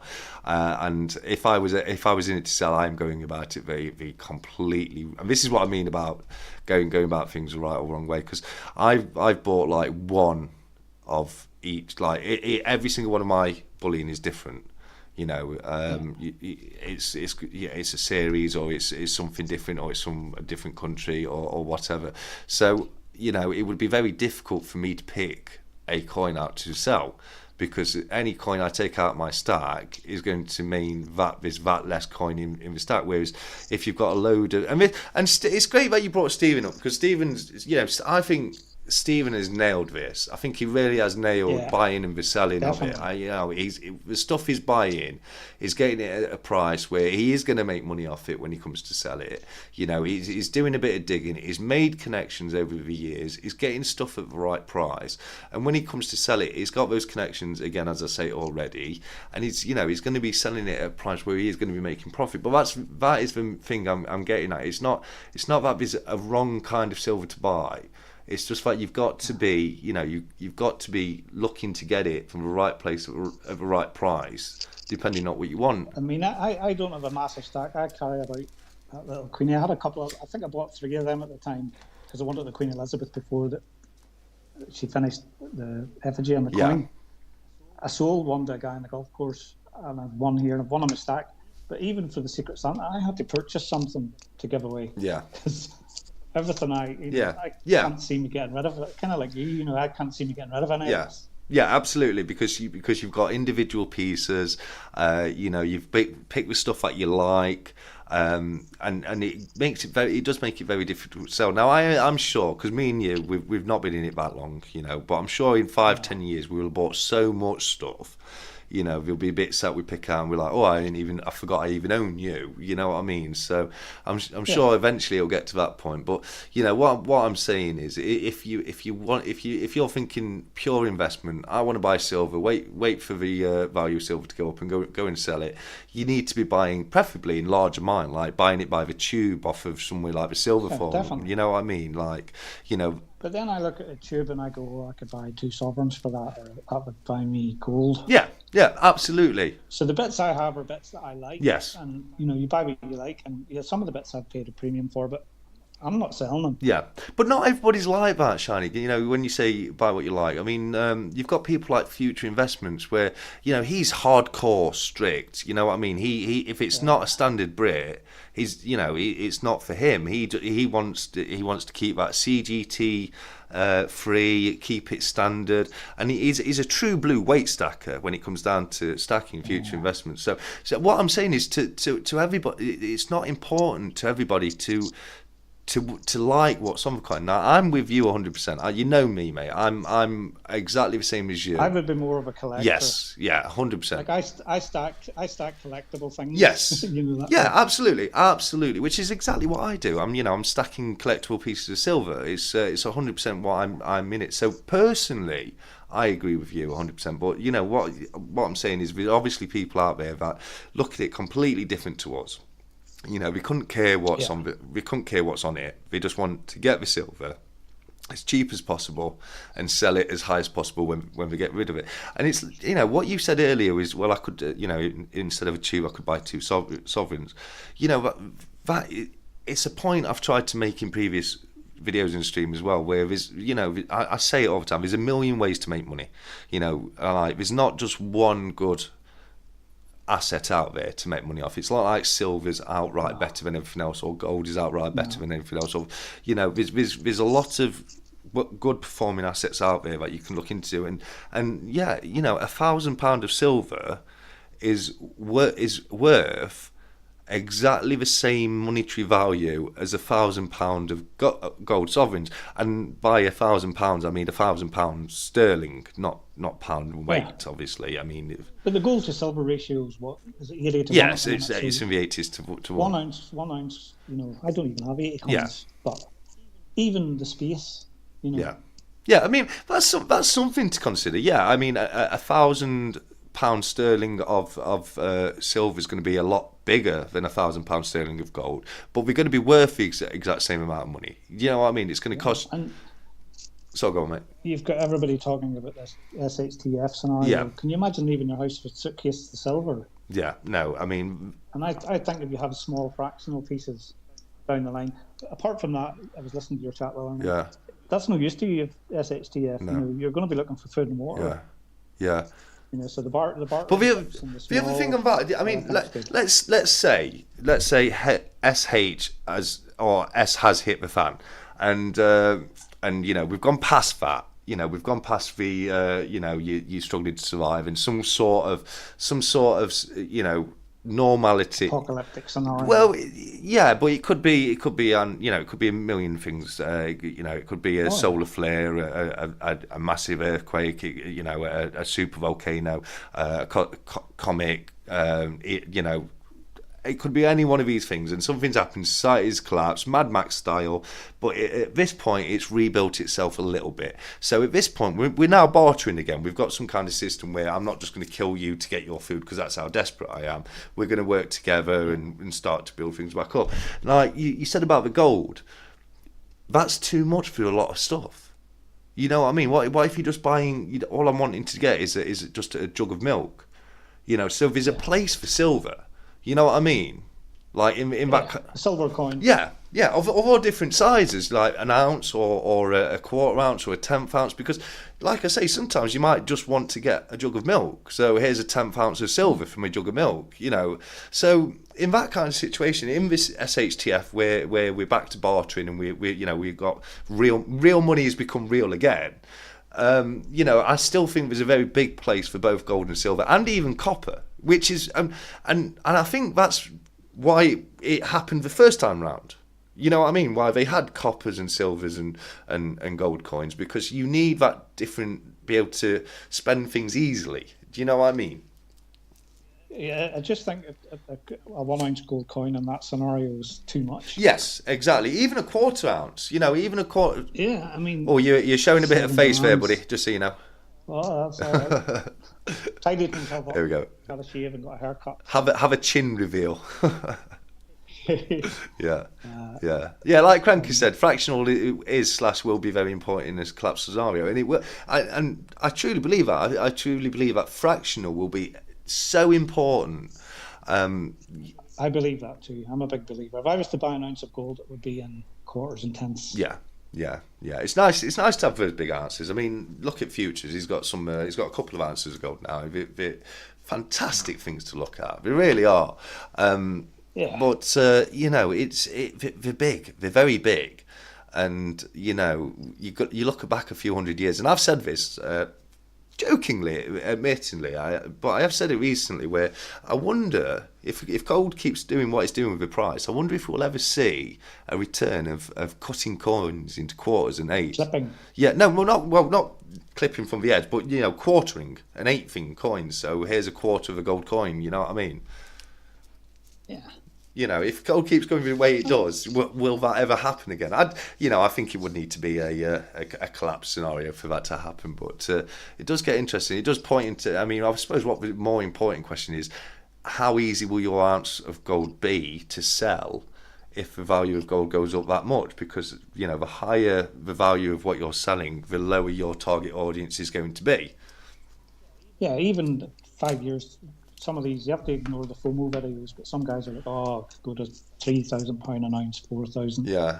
Then that limits your market. Nobody has that to buy that coin. Yeah. Limits. Yeah, no, exactly. Yeah, it does. If you're selling a tenth or a quarter, yeah, that's maybe more appealing to. Yeah, and this is why I'm such a big fan of 1 gram bars. A lot of they're very divisive. A lot of people are against 1 gram bars in the stacking community. I understand that, but they are so liquid. And it's like Shiny says, not everybody has got the price for even a quarter ounce of gold, but they want to buy gold. And it's like Future says in a lot of his videos, owning some gold is better than owning no gold. So if you're somebody out there and there's nothing wrong with that. If you're a working Joe, you're out there slogging away and you're earning your keep and you want to buy yourself a bit of gold and 1 gram's all you can afford, there's literally nothing wrong with that. Just buy your 1 grammers and add them up. Because I have always been, and people who've watched my channel from the beginning will have heard me say this before, I've been a huge advocate for slow and steady wins a race. Just buy little bits. Me too. Yeah, absolutely. Just buy little bits as and when you can afford them. Never buy more than you can afford. Don't put yourself into a position by buying it, but just keep chipping away. Don't in a point where you don't have to sell it again afterwards. And before a period of time that's not even that long, you'll have amounted quite a nice little stack for yourself. Yeah, just get a coin here, a coin there. Next thing you know, you've got a pile of coins. Yeah. Exactly, 100%. So it's kind of the same as SMP. And I mean, if the SMP goes down and dips, I'll buy, because at the end of the day, you're buying shares. Yeah. Down the line, you'll have X amount of shares. Yeah. The same as this. If it dips and goes down, I'll buy more. Yeah. No, that's because you're getting it cheap. You're getting it at a bargain. It's a seal. Yeah. Seal on. It's good. Yeah. No, that's and it was when gold dipped to. You went down below 1,500. Yeah. You've done. I heard seen your video. Yeah. You're getting it cheap. Yeah. I had to. When I saw it go below 1,500, not only did I buy physical gold, I also bought gold stock, because I knew it was going to go back up again very quickly, and I just wanted something that I could just literally just sell again straight away and just make a bit of profit off it. Yeah. Just do a stock. Yeah. Sell it 2 weeks down the line, because it's 1,500 below at the minute. If it goes down again, I'll be doing the same. Yeah, 100%. If you see gold below 1,500, buy it. 100% buy it, because the way things are going, unless there's something drastic has to change for gold to go and stay below 1,500. I mean, it's quite comfortably riding above 1,600 right now. So it's nearly reaching an all-time high. But yeah, it's very close, and it's been the all-time high within the last 12 months, hasn't it? It was only it wasn't long ago. Yeah. It was actually at its all-time high, which it wasn't a lot higher than it is right now. Yeah, it went higher. It went an all-time high, and then it started going down, and then it went down to the 15 and below 15, and that's when you bought. I just didn't have cash available to buy it, or I would have bought. Yeah. But and that's the frustrating thing. I've said that before. The worst thing about a dip to me, watching the price go down and go into red, the worst thing about it is just not having cash there to buy it when it happens. Yeah, that's it. Yeah, it's frustrating, isn't it? Because then you got to watch it, and it's always the way, isn't it? As soon as you get that cash ready to put it back in, it's gone back up, and you're like, oh, next time I'll be ready. I've got to a stage where I sort of try and keep a bit by, whether my online stocks or wallets. I keep a bit of cash, so when it does go down, I have money there to go. Let's go get it cheap. Very wise, very wise. It's something I try to do. But I'll be honest with you, I keep myself on a very tight budget. I do keep myself on a very tight budget. I try and put as much as I possibly can away. This year, I'll be honest with you, it's a lot of it's gone on silver and gold, on precious metals, money that would have normally have gone into my stocks and shares. But I've enjoyed the precious metal journey a lot more than I ever enjoyed the stocks and shares journey. So there's that to be said about it as well. This is exciting. I mean, if you go through my videos, there's some of the videos I've done with maybe getting a sovereign or a piece of gold, and you can almost see because the postman's just came and I've just set up a video and off the cuff started recording, and the adrenaline's pumping. Yeah. You don't get that from putting money into a bank or into your stocks. No. You can get a pretty good feeling when you see those stocks go up, and it's like, quick, what totally. do I do? What do I do? That's what we're in it for. But the end goal is for everything to go up. But if you're wanting to buy, it's not that nice. Yeah, absolutely. And when we're talking about things going up and going back to silver prices in the past, etc., it's like a lot of the times I think things have happened. Price increases have happened with silver that you can't necessarily expect to see going forward. But there's been huge spikes where it's jumped up from like £4 an ounce. You know what I mean? Like you can't expect to see that again after that's happened. It's going to be more of a gradual increase over time. You know what I mean? So I mean I think there's a lot of potential in both gold and silver. I think when it comes to a physical metal, you've got investment wise, you're paying a lot less premium on the gold, and that's what it comes down for, your buy cost versus your sell cost. So gold, it can be a lot better quick term investment. Silver it's to me it's a passion investment. It's something you've got to love doing, but you will hopefully see an increase in your value from it. But it's back to that whole.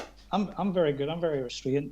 I'll see things and be like, oh, that's I'll get the silver bug and the gold bug, but it's all budget dependent. I mean, I'm not going to break my bank just for a coin or a PP, couple of coins. No, nobody should do that. It's dangerous territory because you're going to lose money off the split grab straight away. If you have to sell it again straight away, you're losing money. It takes you a bit of time to get that money, and that's the same in all stocks. Even stocks and shares bought online. Cranky's on his way out. He's saying he's got to run. Stay blessed, y'all, and stay just a little cranky. Absolutely, you stay cranky too. Get your jumper on, Cranky, for the next. Yeah, next Saturday we want to see the dude jumper, please, mate, and I'm really looking forward to it. I really am. So that's just thrown me off what I was saying, but yeah. So it's one of those. It's one of those things. I definitely have a lot of faith. I'm buying silver, so I don't think it's a silly thing to buy, by any respect. Oh. But I just treat my precious metals as a savings account. Yeah. Spare money or money that I can save up for that. And it's like a savings account. Yeah. And it's nice to look at it and bring it out. I like doing the videos when I get something and I get it all set out. And but generally I never see it. I buy it, I put it away, I know I have it, I never see it from one week to the next. I hear that. That's a lot of my stack as well, mate. It goes away and never gets seen again, like the proof coins and the album coins, etc. Like those coins I was showing you today, I only opened them tonight from the Royal Mint. Yeah. Shiny, mate, it's 5 to 10. Yes. I need to. I'm getting pretty desperate for the toilet, and I know you've got things to do. Yeah. So Sure, we'll wrap it up, but definitely a great chat. it's been a wonderful chat, Shani. I hope to have you back on again sometime in the future. But I've had a lot of fun today. So thank you so much for coming across and joining me. And thank you to everyone who's joined us along in the chat. Well done to was it CY Sterling who won the Churchill CY Crown? won the It duck was. race. So congrats to winning the duck race, CY, and thank you yet again to everybody for yet another amazing Saturday Stack Chat. So, Shani, mate, is there anything you'd like to say very quickly before we head off? That's it for me. Just stay shiny. Awesome. And from me, until next time, as always, look after each other, keep stacking, take care.